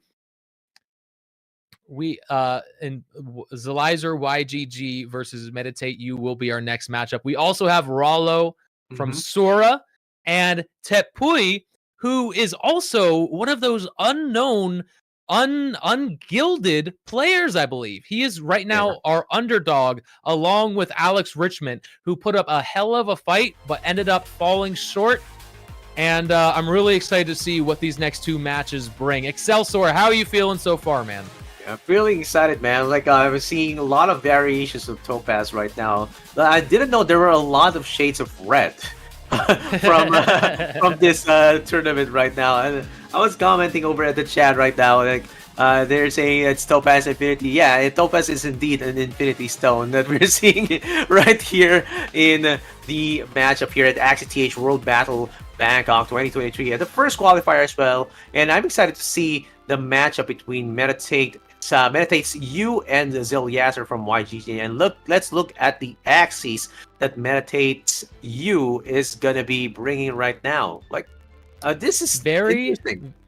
very limited options in terms of Topaz, right? So we're looking at that one on the top middle. Is that a beast, do you think?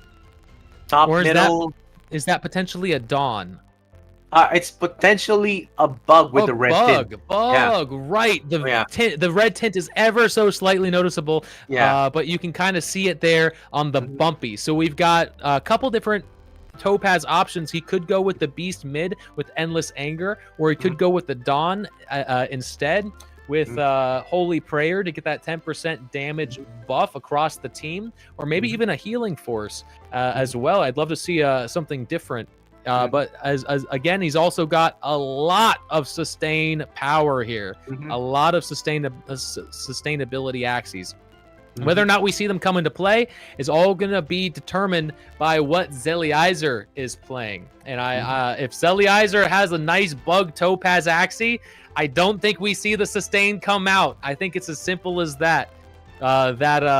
Sustain is extremely powerful in this meta, but it is very easily counterable by playing a Shield Leecher rune. So while sustain is just very, very powerful, it just takes one simple switch up to counter it. So it's a very risky play. High risk, high reward. And going up to the to Zelizer right now. Zelizer is going to be just going with 9 Axies. Oh, that's going to be interesting as well. And I am really curious as to how he's going to be playing this. He has a Topaz with Sticky Goo.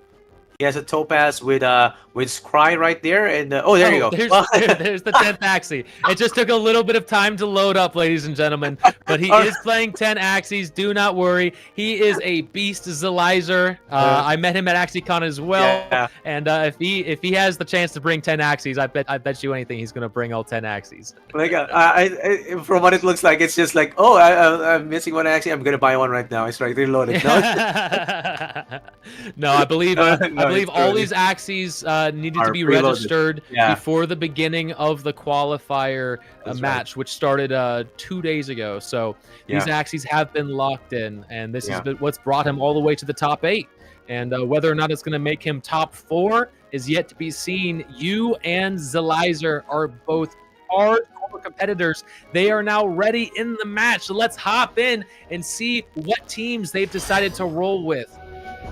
Yes, and now it's going to be you going in with that Beast Topaz composition. Now I saw you just play yesterday, man, and he brought this same composition. And what is different about this is again an EA, and it also carries a sticky tape instead of a Topaz instead of a rocket stamp for the Topaz, and that's where the power is going to be. Now, what's curious about Zelizer's team right now is the Sturdy Fighter. Man, I don't see a lot of these, but when I do, I am seeing a lot of damage and a lot of gain from that back line bug. So this is it, man. This is what we were seeing from our players. Like they have that one bug Axie that has Spiky Wing, that has Piranha, right? This is how it's going to be used, and I'm really excited as to how it's going to be played by Zelizer here. This is an extremely exciting match, man. It is no longer a Topaz mirror match. We're seeing Zelizer come out with something totally out of the ordinary. He is not going sustain per se. He is going with Sturdy Fighter, which means even if you from Meditate is playing Shield Leecher, that Sturdy Fighter is going to eat up the shield and prevent him from stealing anything. So it's a very interesting counterplay to see in this tournament. I'm hoping to see it perform well, even though you is my boy. He's a former guildmate. I am no longer with Meditate, but I still have extremely fond feelings for everyone over there. Regardless, I'm interested to see how Zelizer's team pulls out here. It's going to be a really interesting match. Meditate coming in with some damage with Goldfish getting any extra energy fragments to power up that Cottontail. We're seeing the Nemo engine come in already. Let's see, only 3 banished cards at the moment. But with the Topaz on retain, he can hold on to it for when he's ready.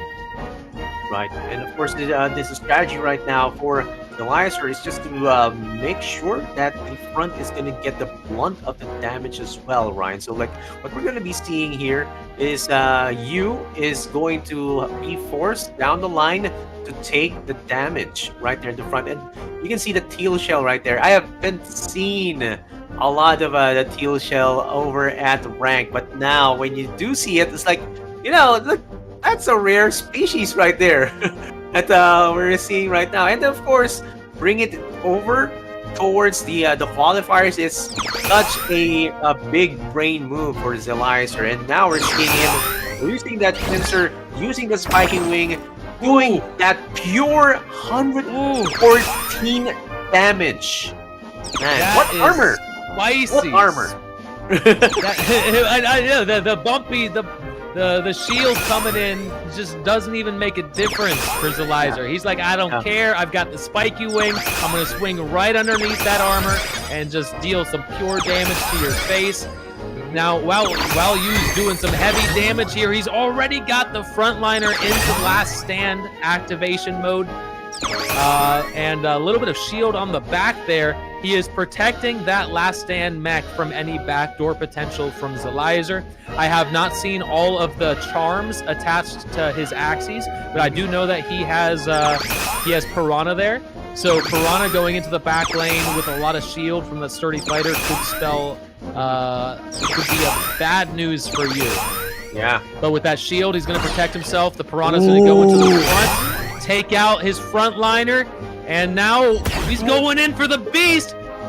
Not quite getting the kill, but dealing a crap ton of damage along the way. Yu's got to make some big plays here. He will be going into Fury mode this turn, if I'm not mistaken. So he should have with only 3 cards left in the deck, I believe he will be... Oh, but did he lose out on the Topaz?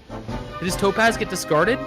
I think one of the topazes has been removed, and there you go. He draws it back. Oh, he draws back into it after the deck reset. That one draw might have changed the game in Yu's favor. He still has the Cottontail as well, so he's going to be getting off the Ronin Blaze as well with 5 energy, and it does 207 damage. That's a huge hit. But that does not necessarily give him victory status yet. There's a lot of shield coming in from Zelizer. So Yu's already spent up both his Cottontails. He's already gone through that rage mode. He might not even be able to deal any damage to his health. Wow. Perfect damage to get rid of the shield, but no damage done to the health. And Zelizer's just going to keep that pressure on, keep on putting up that shield. The beast is at 1 HP! What are these damage counters, man? This is crazy!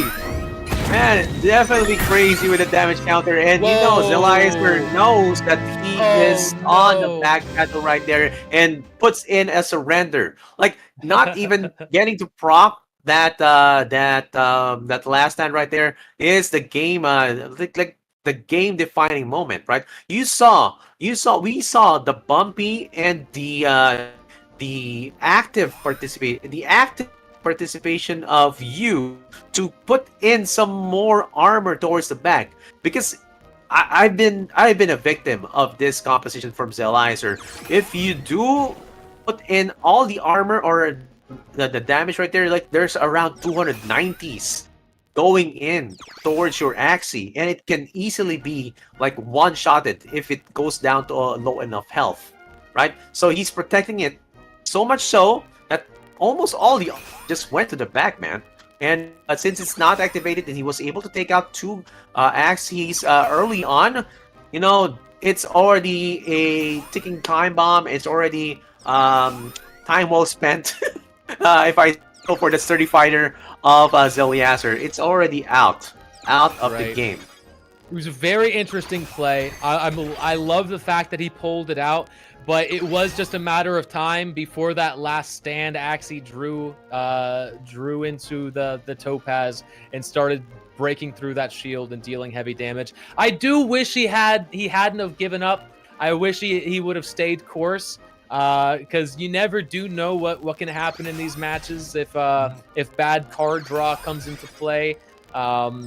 Sometimes you just get bad luck and you draw into a hand of nothing but revenge cards, and then you buy yourself an extra turn. So I think he might have sacrificed the game a little bit early, a little bit preemptive there, but I think he's got some more comps up his sleeve, and he's going to come back with a fury in the next match. I think we're going to see game three sets in every single matchup today. We've seen so far. We've seen Tursake versus Paradise. That went to game 3. Tursake came out on top.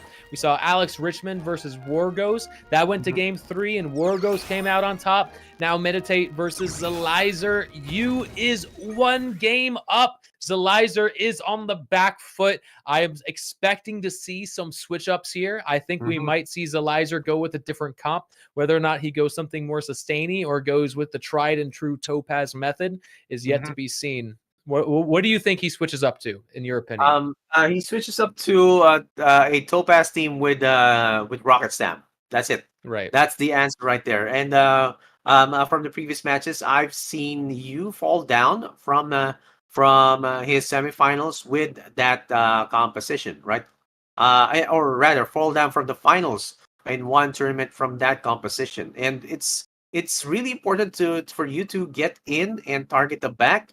But as you can see, Yu is aware that backline mech is vulnerable, so he puts in the bumpy to put in and delay put in some delaying tactics, because he knows that it's going to be targeted, right? Instead of like putting the bumpy in the front to delay that front to back damage, he is putting all his marbles into one basket, and that basket is the mech.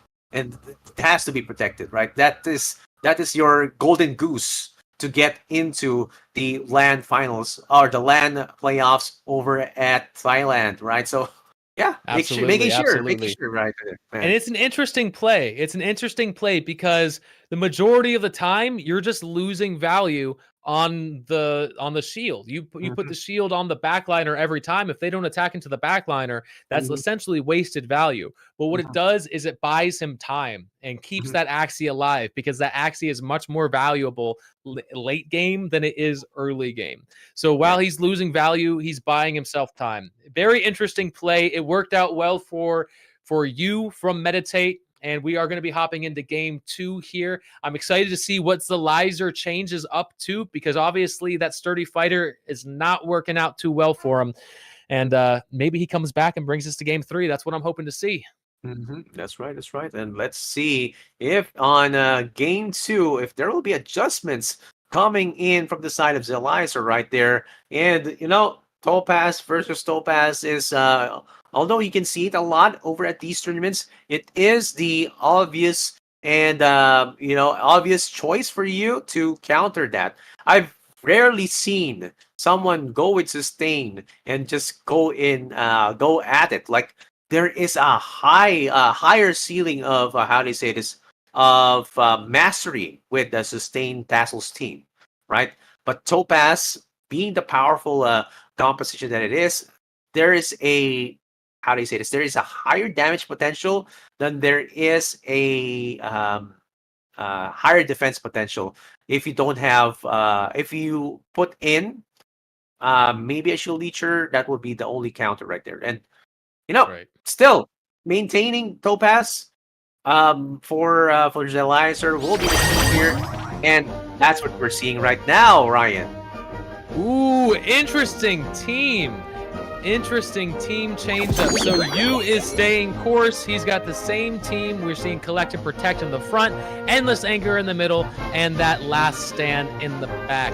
And from Zelizer's side, we've got a Dawn in the mid, a Bug in the front with the Shield Leecher. So while Shield Leecher is an interesting choice, he decided to go with Shield Leecher as opposed to doing something like Collect and Protect. The Shield Leecher protects him from a sustained counterplay, but he is going to be a little bit weaker in terms of card draw. Yeah, I don't like this. This this tech into into shield legion right there. The best one that you can get again is collect and protect for your card draw as well.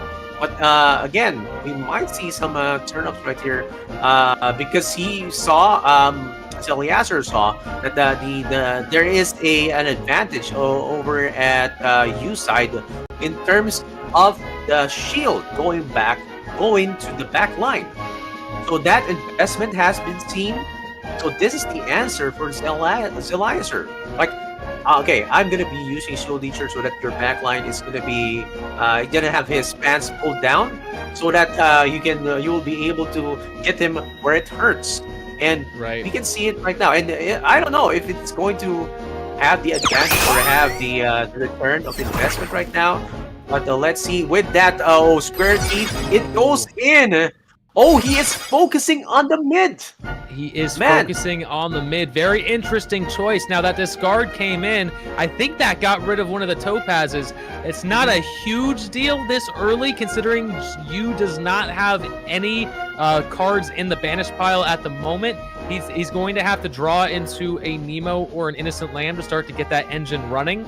But another interesting factor is the fact that because Eliezer is playing Shield Leecher, that Bumpy now becomes a very risky card, right? Because you play the Bumpy, you get the banished card, but all the value you get from that is going to be cut in half from that Shield Leecher. So he might not even play the Bumpy at all. Either that Bumpy, here we go.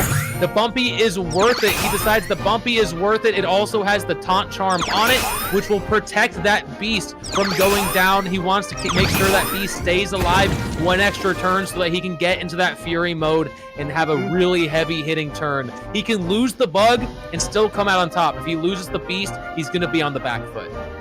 Yes, and of course he recognizes that, Ryan, and of course that Bumpy is very crucial to preventing the damage towards the back and the mid as well, right?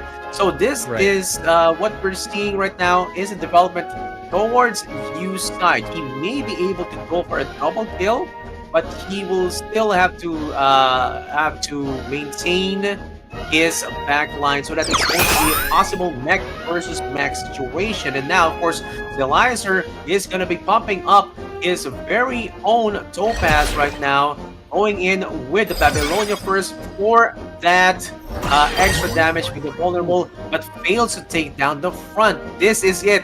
Raging Demon coming in from Japan. Yu is going to be on Fury mode right now, Ryan. I love the national pride from these Japanese players. They love representing their country. You see it right there in the name. And he is going into Fury mode. This is going to be a big turn. We see Topaz on the backliner. No Topaz for the Beast, unfortunately, but he does have the Imp for some high damage. The Topaz coming in to start dealing damage to the Dawn. And let's see. We've got the Goda. We've got not enough energy fragments to get an extra energy from the Cottontail, but if he holds on to that, survives one extra turn, we might see an extra energy coming into that in the following turn. That's right. That's an amazing turn right there, taking down the front. And now we can see that there is already a developing mid-line hit, but fails to take it down to 26 health. Look at that. There's retaliation straight from Yu right now. And he gets the Cottontail energy. That is amazing. That is so good for Yu. That is so good. He still has his midline with 71 shield. The Topaz takes it out. Then he has to break through the shield on that mech. And that mech is going to be so powerful. He has to deal 367 damage just to activate the last stand. Then he has a whole nother turn to survive. And it can't happen. This is it right here. The Elizer's last stand is activated. It doesn't matter what Zelizer does because there it is. He realizes that the cards were not written in his favor for this event. Zelizer sacrifices himself, gives the win over to Yu. It was unstoppable at that point. There was nothing he could have done. There was no choice he could have sat there and wallowing in his own sorrow, or he could have just ended the match right there. You is the first person in this entire event today to go 2-0 for a clean sweep, earning 300 AXS and an invitation to the LAN final event in Thailand. Congratulations, you. What a game. Those two matches were man, we saw something completely different in those two matches. And man, the outcome was very intense. And you can see the back and forth right here, and the active how they say this, the active awareness of you to put in that bumpy towards the front, right? That makes him like I'm saying, like, I'm gonna be protecting my mid because this is gonna be my first damage. I'm also protecting my back with the armor as well. You can see that cool emote coming in from Zelias right there. And you know, I missed this during the time when you won, but I'm gonna be saying it right now. You know this song, Ryan. You know what's yeah. Crank that soldier boy. You Yeah, crank that's that right. soldier boy. Yeah. Soldier boy up in the hole. Oh. Watch me crank it. Yes, Right? sir. Yes, sir. Now Amazing. you's gonna be cranking that soldier boy all the way to Thailand, sir. Yeah, Thailand. But of course, Zelias, sir, will still have more chances to join up the qualifiers. Actually, three more chances to go in. But you know, I'm thinking it's really hard to get to this spot right now, Ryan. Like, imagine 3 days worth of competitive Axie. That's assuming that you don't get dropped. The mental, like, it goes to you, man. You have to have that stamina. You have to have that mental fortitude. Everything has to be right. The preparation has to be right. Your connection, your schedule, everything has to be all in right here. And you can see that our players right now are just all in terms of the gameplay and their Axies as well. And you is going to be go to Thailand. Man, another 300 AXS winner right here. Now, next match will be Rallo Sora versus Tepui, who is the underdog. And Rallo looks like we've got that Topaz. Interesting, though, it looks like we've also got a Poison team, which I have not seen being played in this event so far. Gonna be interesting to see if he decides to play that, if it can come out on top. We saw Poison get a lot of buffs for season 3, a lot of card changes and a lot of support in terms of runes and charms. So it is a lot more powerful in this format than it was previously. But whether or not it can outpace the Topaz, because the Topaz is just so fast and so powerful, it's gonna be interesting to see. Rallo, what are you thinking? Ryan, I've seen Rallo play this. This is a different type of poison team. It is a poison / sleep team. He uses the potato leaf to put in the sleep after it gets attacked, or he uses a tiny turtle to put in the sleep, and he maximizes it with the retargeting mechanism of the watermelon. He extends the sleep to 5 turns, right, without even like getting the disadvantage of hitting that Axie. Now, I've seen it fall short, right? It can go and fall short because of the absence of a Gila, right? There's no Gila right here, so all the poison is going to be right there, but there's not going to be enough finishers with this type of composition against a Topaz team. So it's good. It's good on paper. It's good to even get up to this part, but when it counts, it falls short. So let's see if it does get played in this spot right now for all the marbles or for the ticket to get into Thailand. Absolutely. I hope we do see it. I hope we do see it just to shake things up a little bit. It's a really interesting looking comp. I hope we get to see it in action. I think that sleep if you get it early, it's tough because there's so many Nemos and there's so many innocent lambs that they can free themselves from the sleep with a 0 cost card very easily without losing out a lot of value. They might lose out a single banish card, or they might lose out a single energy fragment, but that's not a really big price to pay to counteract sleep. Yeah. And we see, Tepui again with the poisons. Interesting. We've got poison versus poison. That would be a match to see, sir. That would be a very interesting match to see. Definitely very interesting match to see. Like poison versus poison. Please do play that, guys. Please do. Just entertain us. First game, show us the way with the poisons right now. Like absolutely. Who will win? Like, is it going to be poison? The poison who is carrying the grass snake, or like the one with the sleep? What do you think, I think Ryan? Tepui would come out on top 100% because of those gecko eyes. That completely counters the sleep strategy, which and then him having the grass snakes to be able to provide more poison counters, and the Gila to get that massive damage. Gila, the amount of damage that Gila does late game is essentially like a whole extra turn. It's like a whole extra turn of poison damage done right away. Now, one of the downsides of playing Gila is you do lose out on a little bit of sustainability on that turn. So it's gonna be interesting. If either of them decides to play poison, I think it's gonna be an uphill battle. If they both decide to play poison, I think Tepui comes out on top. Oh man, I want to see this work. Like, you do get a good point right there, Ryan. Like with the Gila, you have the extra damage right there, but of course the sleep is indeed going to be countered, right? With those gecko eyes, all of those sleeps, like easy pickings right there. Like that's going to be good. But let's not take out the fact that there's going to be paralyzing glare. Right, you have to go through 2 layers of debuffs before you can go in towards that the sleep. Right, so it's gonna be quite interesting since a lot of these players are using the newer rune that we have here, which is paralyzing glare. Right?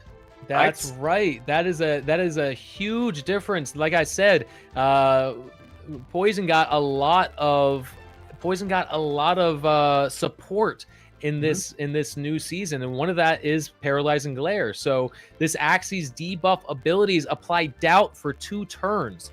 So anytime the Axie uses a debuff ability, say something like poison, they're going to be throwing doubt on the entire enemy team for 2 turns, which completely prevents them from healing up their own Axies. Right, and then it'll also be dealing pure damage equal to 3 plus the total number of debuff stacks. So that just falls right in line with that poison strategy. You're preventing them from healing up. You're also dealing a little bit more tick damage every time you throw out one of those poison cards. The strategy works really well together. I'm hoping we see it, man. I'm hoping we see it. It'll be such an interesting game. And it will also be such a letdown if we also hype it up so much. It also goes back to Don't hold it against me, everybody. Everybody on Facebook, everybody on Twitch, everyone on YouTube. Relax a little bit. All right. Don't take my words to heart, because we have no idea what we'll be seeing here, and it could be anything. Is that we could be seeing? We could be seeing anything. Yeah, it's going, instead of getting a breath of fresh air, it's gonna be a breath of fresh poison right now if we don't get it. Right?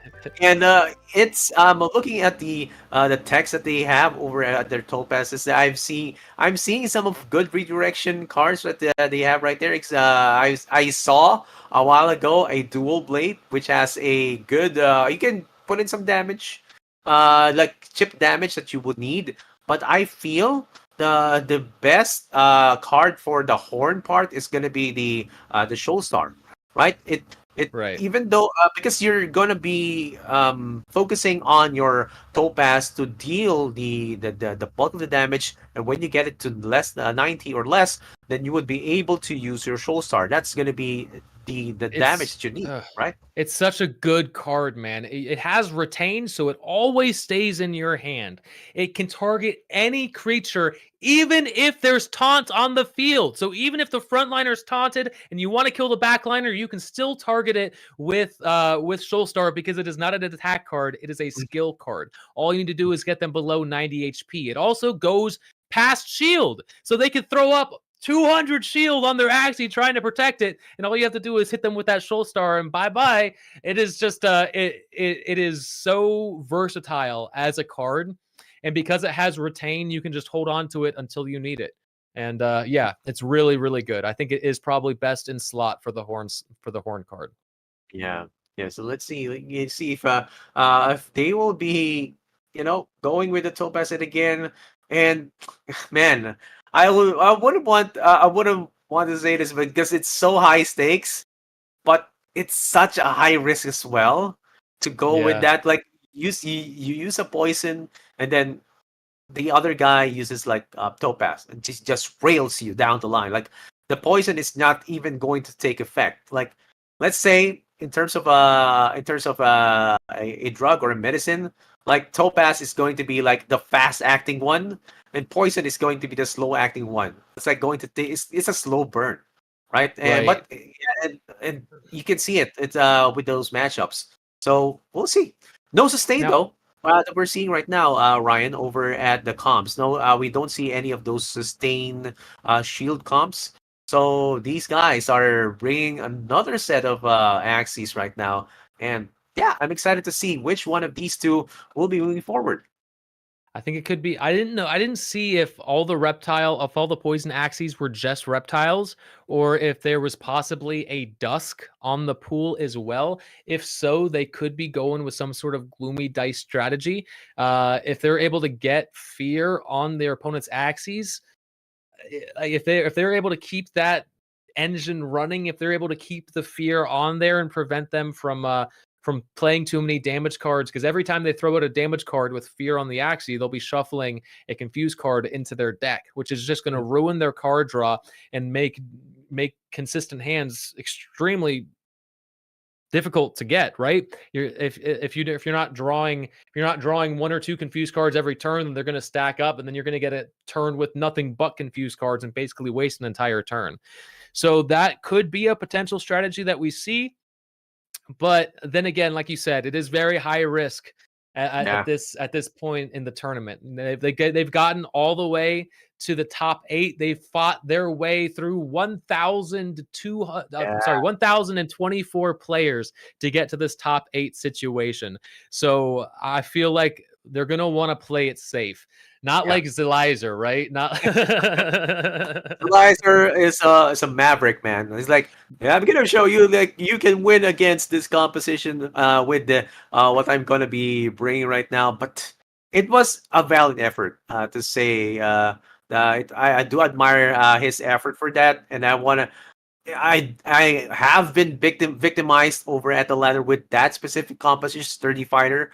Even before it gets adjusted, right? It was adjusted to fix like the at some point there was no decrease in armor, but good on the SM team or the Sky Babies team to fix that, right? And it's still a scary composition to face against. But you said a while ago, like we saw some of the our players right now over at the qualifiers, like they also have to join. Of course, they also have to line themselves up ahead of time, right? You have to make sure like you have the other chances, but if it does get filled up, right, and you're not able to join ahead of time, and you will not be able to get your chances. Like there are a lot of players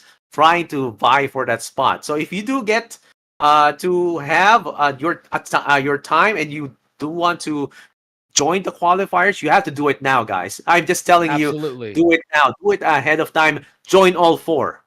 right? Check And out join. AxieTH on Yeah. Facebook. Check him out on Twitter. Follow those links and sign up for the qualifiers. There might be a lot of players. It is 1,024 players per qualifier, but there's something like 40,000, 60,000 Axie players currently playing daily active. Our daily active users is no joke. So yeah, those qualifiers are going to fill up fast, especially with a tournament this big with a prize pool this large, 15,000 AXS with 3,000 going to first place. I think that we did the math earlier. I think that's around $21,000.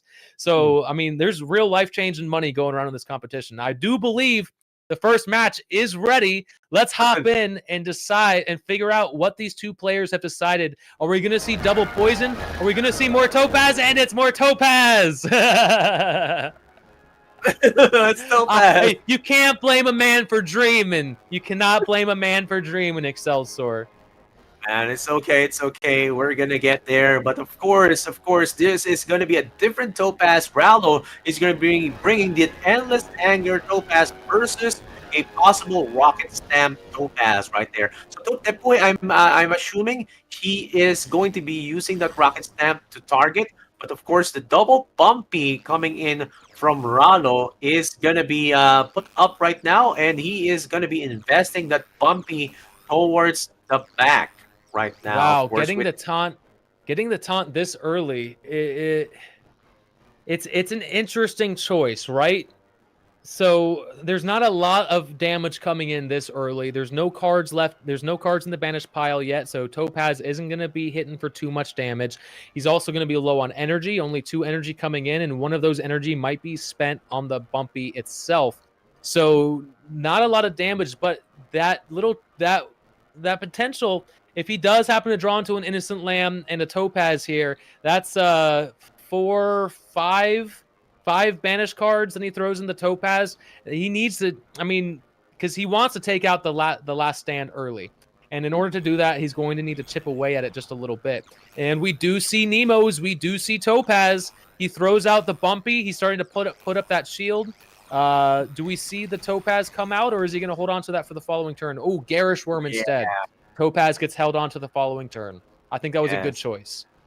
Very, that's a good choice indeed. I do agree with you, Ryan. Like, he gets to retain that Topaz with that free retain, and of course, Rallo is gonna be going forward with his turn right now. And you know, how do you feel? How do you feel about the taunt on the back lane mech though? Is that a good choice, or is that a risky one? I feel it's okay. Ryan, considering that there is only 2 energy that's going to be coming from your opponent, and he's only going to be using 2 of the cards. So that's like that's a calculated risk that Rallo did. Right? He knows that he's not going to take a lot of damage, and the backline Axie is still going to be within 3 Topaz range from getting eliminated or from activating the last stand. And considering that it has a bumpy buff, so it's still going to possibly maximize at 4, right?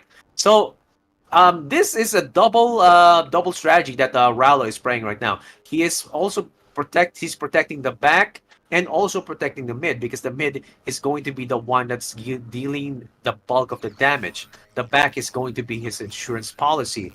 And now Tepoy I'm curious as to what Tepoy is is thinking about right now, because there is a little advantage right there, and he goes in with kiss towards the middle right now, Orion. He goes in towards the middle, letting 2 Topaz go straight into the discard pile, saying, "I don't need you right now."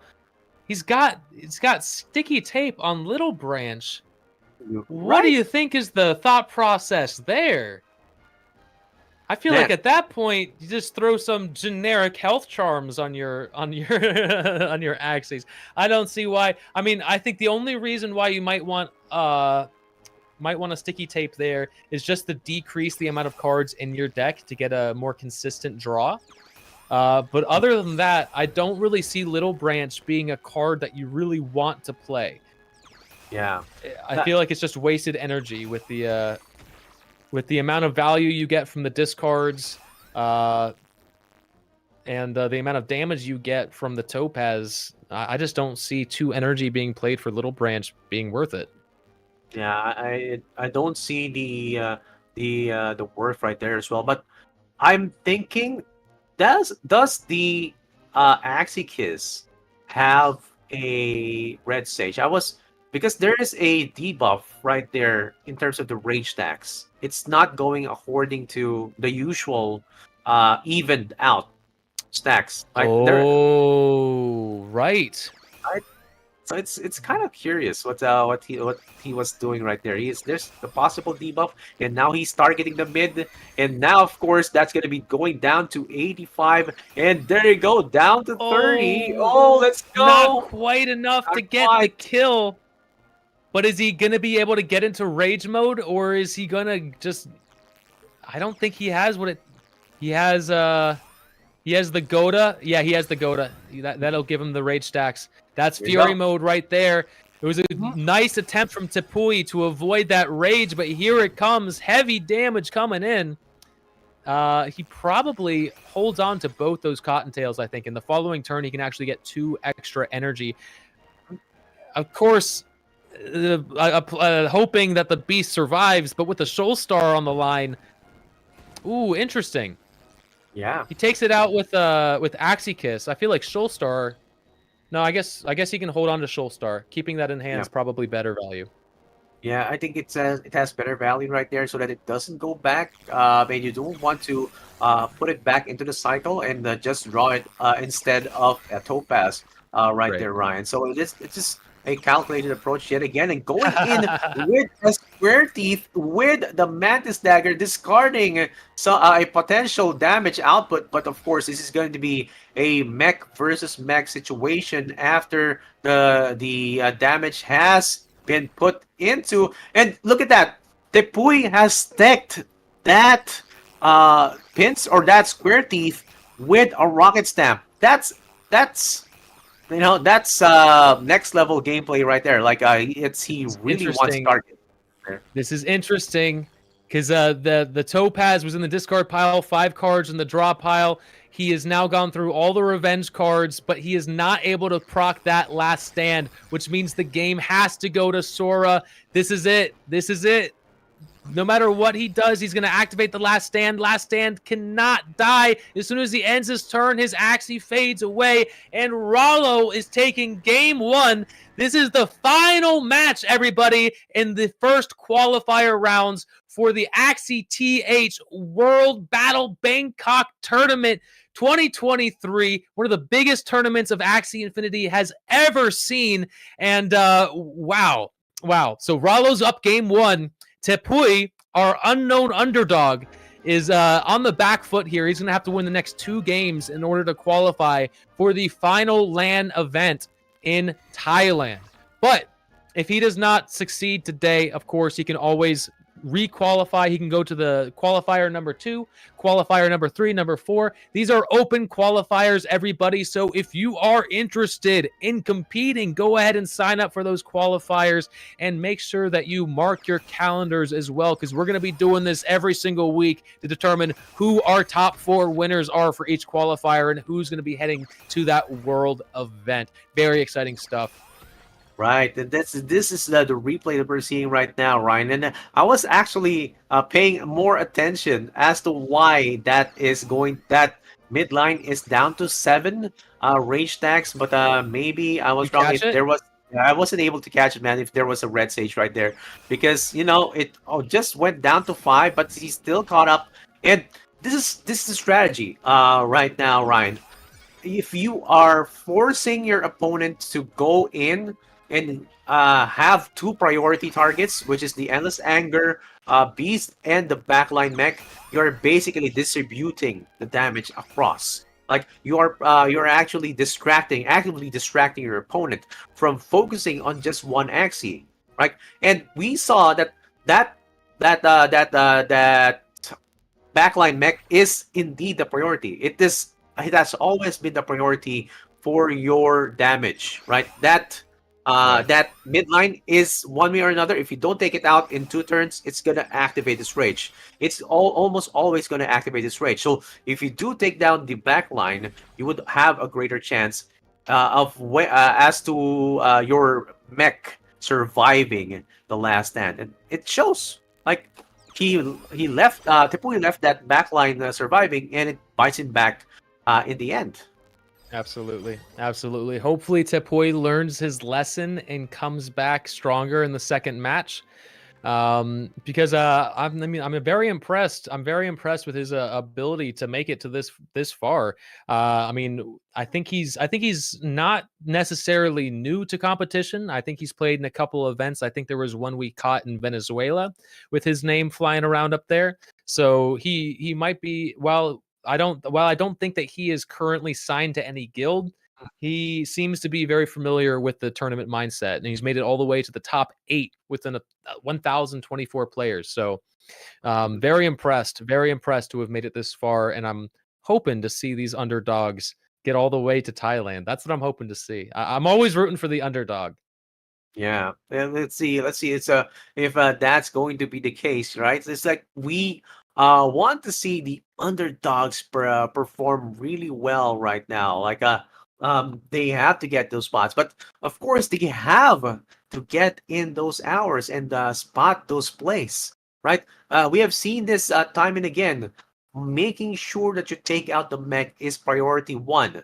That beast is not gonna have last stand. That bug is not gonna have last stand. So they have to like take the back seat. Like they have to like have less priority. So this is the gameplay right now that we're watching, and of course we're gonna be. We saw Ralo just get into a comfortable position as he gets the first win, and the adjustments not so much, right? Since they have already established, okay, well, we're gonna be playing Topaz again. So Topaz again is going to be the next play, and it's going to be exciting as to how this underdog that is Tepui to as to how he's going to be adjusting his gameplay and his roots and charms, probably, or even his Axies. I think he could very well just stay the course and play the exact same team. And if he follows your advice, like you said earlier, and just targets that backline mech as opposed for going to that beast. I mean, that the rate, like you said, the rage is going to come in, but you can survive a turn of rage. What you can't survive is that last stand at the very end. I mean, when it comes down to the wire like that, you don't want to have the last stand there. But the next match is ready. Let's hop in, see if there's any changes. Let's see if they're holding course. And hopefully Tepui can come out on top this time and bring this all the way to game 3. Right. Let's see the match. Okay, we have it. Ralo is going to be the one on the right with the Endless Anger, and then Last Stand, and then Collect and Protect right there. Over at the left, it's going to be Tepui with the Last Stand as well. At the back, midline Holy Prayer, front Collect and Protect. Now this composition is still going to be the same as you said. Like spot on right there, Ryan. You know, are you sure you're not an oracle, man? You're seeing it. You're seeing the future, man. You're seeing the future. I've got Tepui in chat right now. I've been giving him advice. No. Yeah, it's like no, good, man. Good. This is like a run it back, if I say so myself. Like you get to have a second chance.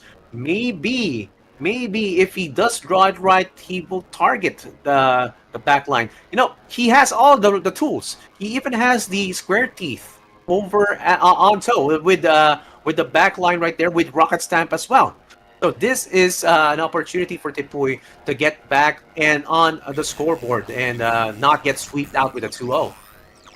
Right. And we also saw, Tepui lose 2 Topaz last game. He let 2 Topaz pass by in the early match, which is just a lot of lost value.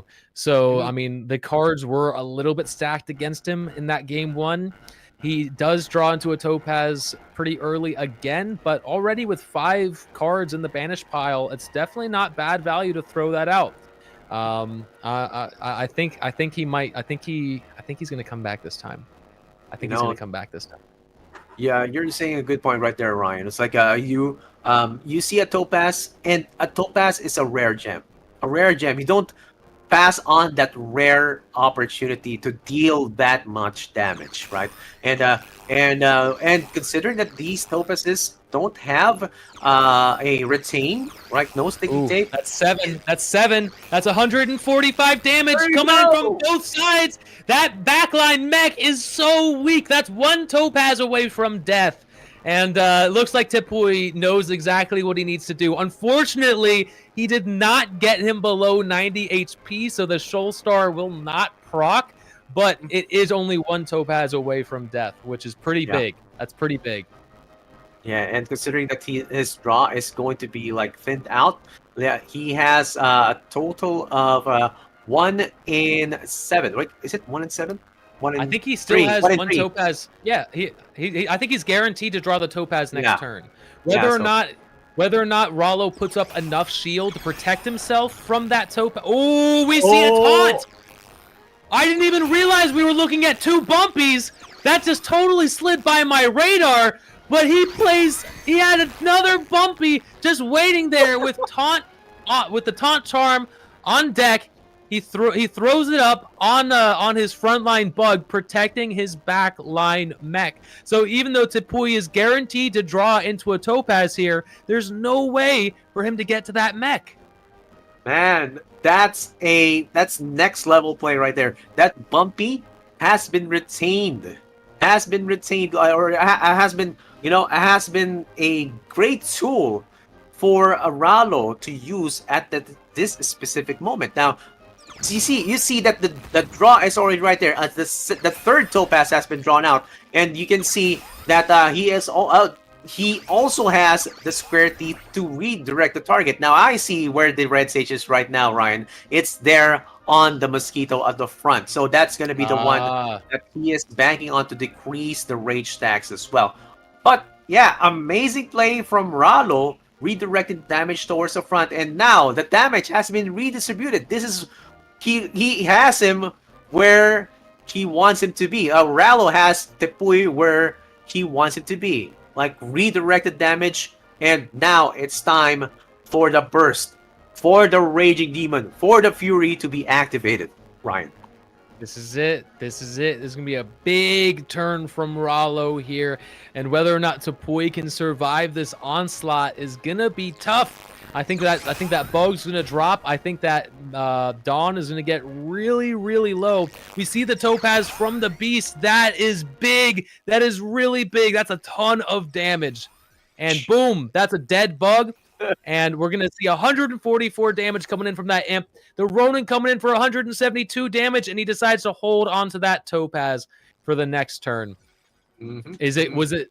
And it looks like that was the right choice. He does get the backline mech into that last stand, but now since he's holding onto that topaz, he's going to get 50% extra damage on that backline topaz. So is he gonna be able to get him into his own last stand? Is this it? Yes, I think it's very possible, especially with that Ronin loaded up. It's gonna be 9 damage away. This is huge for Tepui. This is huge. It's gonna be really tough. Still, that bug is not gonna fall down easily. The Shoal Star does not. He is not within range for the Shoal Star. So this is it. So he's gonna do a little bit of damage there. He can throw up a little bit of shield, but this next turn, Rollo can't do anything. He can basically proc the last stand, but all of these extra cards he can't even attack with. It's just going to be wasted, which gives Tepui one last chance. And with the square teeth, oh, he doesn't even need the square teeth. I forgot he had an energy burst. Tepui comes out on top, and it is a 1-1. And we are going into game 3. Tepui, our underdog, is showing Rollo, I am nothing to be trifled with. I am just as powerful as any of these high-level players you see on the roster today. And I'm going to give you a hard run for your money. Rollo's probably sweating right now. He's got the rag. He's wiping his forehead. He's going to figure out how he's going to come back from this. Because now this is the highest stakes of the entire night, right? Any player loses a match and they're getting sent home. The other player is going straight to Thailand with 300 AXS in their pocket. Oh man, Ryan, I would like to say that this is actually the adjustment that we're seeing right now from Tipuy. Like, he recognizes that backline needs to be taken out, and you see, even though you have 3 Axies on toe versus your 2, as long as you have your insurance policy, which is in the form of the last stand, you will be able to take your opponent out. And most of the time, your opponent falls short of damage, and you can see it right here. Like, the whole combo is gonna be bringing out just 123 from that Ronin, and that's not gonna be enough, right? Even though there's the Endless Anger Rage Stack buff, there's also the 2 Axies here remaining. Like, not getting activated for your last stand is enough security for you, even with just 4 HP remaining. Amazing play right here from Tipuy. He just managed to scrape by ever so slightly with 9 HP, going down to 4 HP after killing the bug. I'm not sure what reflected the damage, but he went from 9 down to 4. Which can you just imagine? Can you just imagine if there was enough reflect damage? I think it was a spike. I think it was a spike that dealt 5 damage there. Just imagine if there was 2 spikes on that bug. If there was 2 spikes on that bug, he would have brought himself into last stand. He would have brought himself into last stand to kill the bug. And man, but the calculations were on point. He survived just by the hair of his teeth and managed to come out on top. And man, this is exciting. We're going to game 3. Yeah, game 3 already. Like, this is going to be the 3rd game that we're going to be going to game 3. Like, there was only one game where it was swept with a 2-0, and that was a previous one right there between you and Zelizer. But of course, this is going to be another spicy match. Like, I know, and you know that it's going to be spicy because, you know, in Thailand, there are a lot of spicy foods. They're already preparing, man. They're already preparing for the spiciness that's going to be happening. And now the match is ready. Game 3. This is for all the marbles. We're going to be seeing Tipuy versus Ralo from Sura. Let's go. Let's get into action. Let's get it on. All right. Same teams. Same teams. We're staying the course. Let's see if Ralo can pick it up this time. I think the first match, Tipuy made a couple misplays. I think he learned I think he learned from his mistakes, and that's why he was able to come back and take the victory in the second match. And let's see if Ralo can maybe change up his strategy a little bit and come out on top here. Now, he does go first this time, which gives that bumpy taunt a little bit more value. Playing that taunt on the second turn gave Tipuy enough time to power up his topaz and get enough value off those topazes to really deal a lot of damage. But when you are playing the bumpy on turn 1 right off the bat, wait, he didn't even play the bumpy. Yeah. Wait a minute. He didn't even play it. He held on to it. Yeah. He retained it for the following turn. Did we see? Was that Goda that came in instead? Yeah, it was. I think it was Goda to bring up the rage stacks up to 4. Right. And I think the Ralo is using the bumpy to redirect the damage. Right. He knows that there is a gecko mask right there. Redirecting one form of damage is gonna be useful to just put in like a minimal damage towards the back. Right. It's gonna be. Do you think he plays it on the back, or do you think he plays it on the front? Because he already lost the front line bumpy. He let it go into the discard pile. So if he plays it on the back, he runs into that same issue of Tipuy just throwing in. There it goes. It goes into the back. It could be a repeat of last game where Tipuy just draws into another topaz and swings into that backliner with a crap ton of damage. And leaves him very vulnerable. Ooh, with the discard too! He gets rid of the topaz! That is huge for Ralo. Yep. Very, indeed, a huge move from Ralo, discarding that topaz right there. And that is a very important, guys. You see that there's a retain card on Tipuy's hand, and that is one, like, effective 100 damage negated, like potential 100 plus damage negated from Depuy. And now, of course, we're seeing the backline over with the taunt. That's the last stand mech. It's gonna take the blunt of damage. Like a lot of damage is going to go down to Rallo's backline. Now, I am not confident that that is going to survive the next turn, but I was actually pretty sure that it wouldn't survive if it goes to Bumpy if that Topaz was retained. But now I'm more confident that it's gonna be surviving another turn. Like 2 Topazes are needed to take it out, or even a Topaz and a Shoal Star. So Rallo is looking quite comfortable right now. He needs to do his own damage burst, but I'm looking at Depuy. Depuy, I'm kind of biased to Depuy right now. Depuy looks quite well in terms of survivability. He looks like he's in a good position. Absolutely. He's got 100 shield up on that frontline bug. We do know that Rallo is probably going into Fury mode at this point. He's got 6 rage cap. He'll be going into 8 as soon as his turn starts. I think that energy drink on the imp is gonna bring him into no energy drink. Okay. Confident, right? Wait. No. I'm sorry. The energy drink on the innocent lamb. My apologies, everybody. So we do see the Fury mode come out, but not a lot of damage cards, actually. He actually has less damage cards than energy. So he's going to be, I think he used the retain function to spend an energy on retaining the Topaz. Then he played the Topaz. That way he could get max value from the Ronin. But he actually did lose an energy value there. There was one card that there was a card he could have played that he just didn't have. So that might give Depuy even more of an advantage here, and not quite enough damage to take out the mech with the Shoal Star there.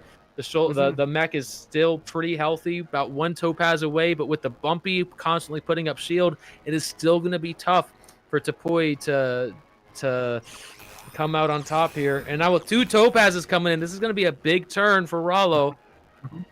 Yeah, definitely a big turn. He's going to make up for that lost energy, too, with the Cottontail here.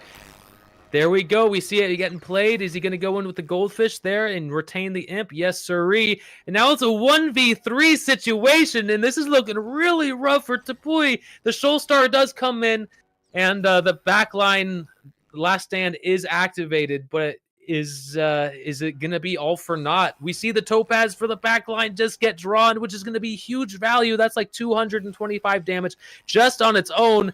And yeah, this is going to be rough. Another Cottontail coming in with the Ronin, and that is bringing Depuy into last stand. And I don't think there's anything Depuy can do at this point to take out both of those Axies. I just don't think it's possible. Even with 4 energy, that's not a good draw either. No. Unfortunately, it was not in the cards for Depuy. As soon as he ends his turn, the last stand is going to kill itself.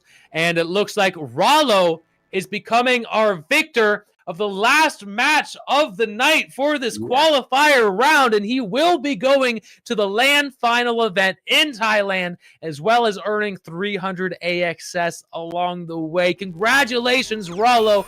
Great job, Depuy. You put up a hell of a fight. It was super fun to watch, but unfortunately, it was not in the cards tonight. You will have 3 more chances, though, if you are willing to sign up for those other qualifiers. I know it is like you said earlier, it's mental gymnastics, right? Yeah. It really is. It's like going to the gym for a 3-hour session, pulling an Arnold Schwarzenegger just for your brain. Yeah, but instead of just 3 hours, you go for 3 straight days of qualifiers. Right. But this is actually that's why these are pro players, though. This is what their brain is built for. This is what they train for events just like this. And if he's able to make it to top 8 today, I bet you anything he's able to make it to the top 8 next week as well. That's right. And like, I was actually still rooting for Depuy, but when he wasn't able to take out the back line right there, or the mech right there when he had the chance, it was already Rallo's game. Like, we saw him red for around 4 turns, right? Already on the red, but wasn't able to go down with the last stand. And man, Amazing, amazing play and decision making from Ralo for going from front to back as well. Targeting, like, look at the damage, 225 damage, and even going. And it was actually a blessing for Ralo not to get to use that Cottontail or not getting to Now maximize that let's Fury form, right? Let's not forget that he got very lucky with the discard and was Yeah, able to get rid of one of those topazes, because that is a right. huge amount of value. And if that topaz wasn't discarded, I think Topui would have been able to take out that backline mech, and it would have been a totally different game. These scores are not perfectly reflective. Rallo did come out on top. Rallo was our victor, but Topui did win one match there. So it was 2-1 Rallo Topui. Very great matches. But ladies and gentlemen, that is it for tonight. I want to give a big thank you again to AxieTh hosting this tournament. AxieTh is one of the biggest Axie communities in Thailand.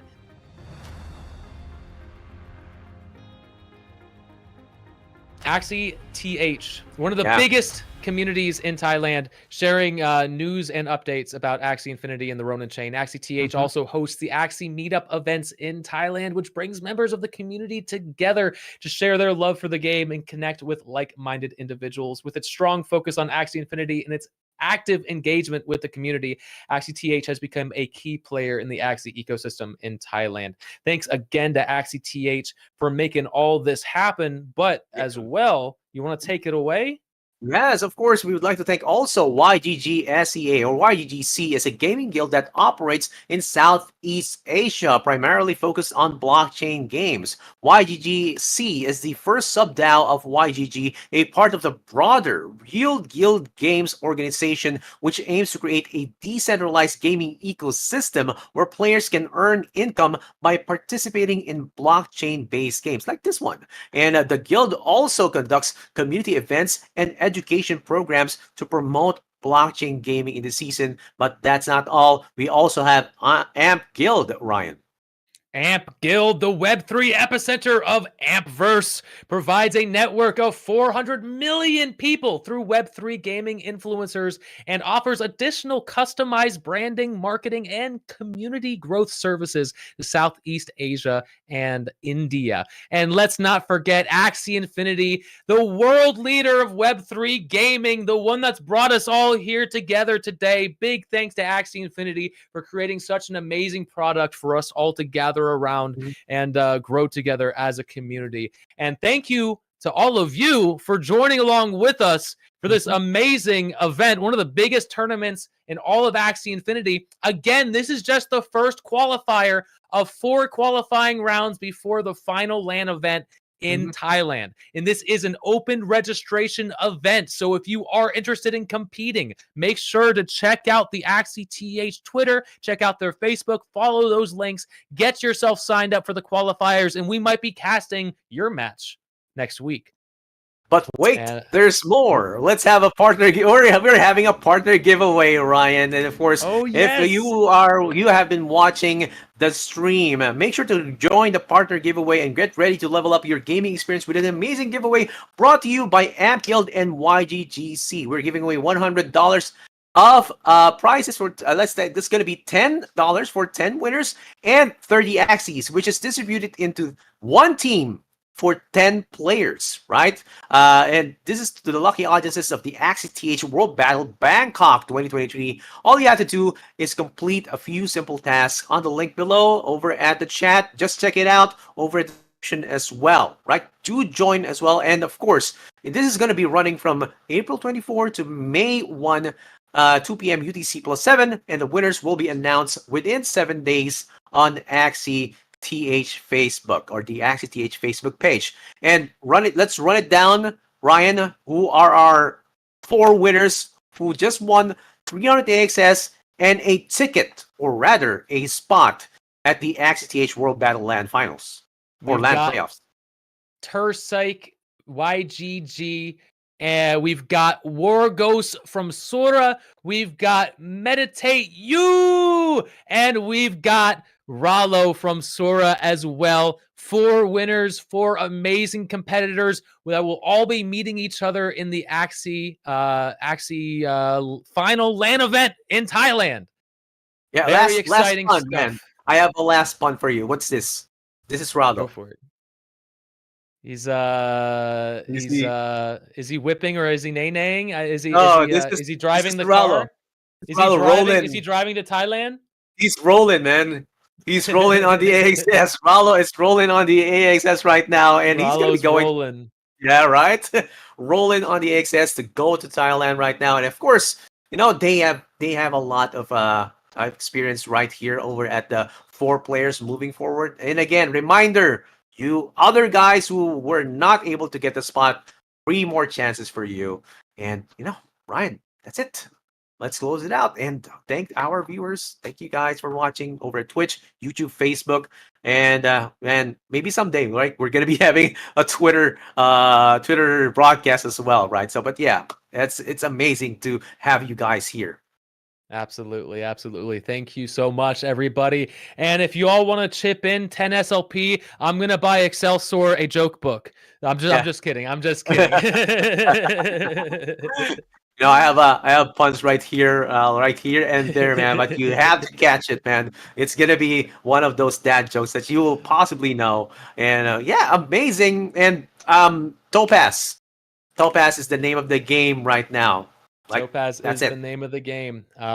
We saw it rule in the battlefield, and yeah. So thank you so much, everybody. It's been a ton of fun. I hope to catch you again next week.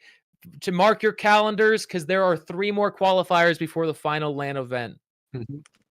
Yes, and indeed, thank you guys for watching. This has been your casters for the English stream, Excelsior PH and Ryan AF. Thank you for watching the AxieTh World Battle Qualifier for Bangkok 2023. We're going to see you soon. See you on the next qualifier. That's going to be Qualifier 2.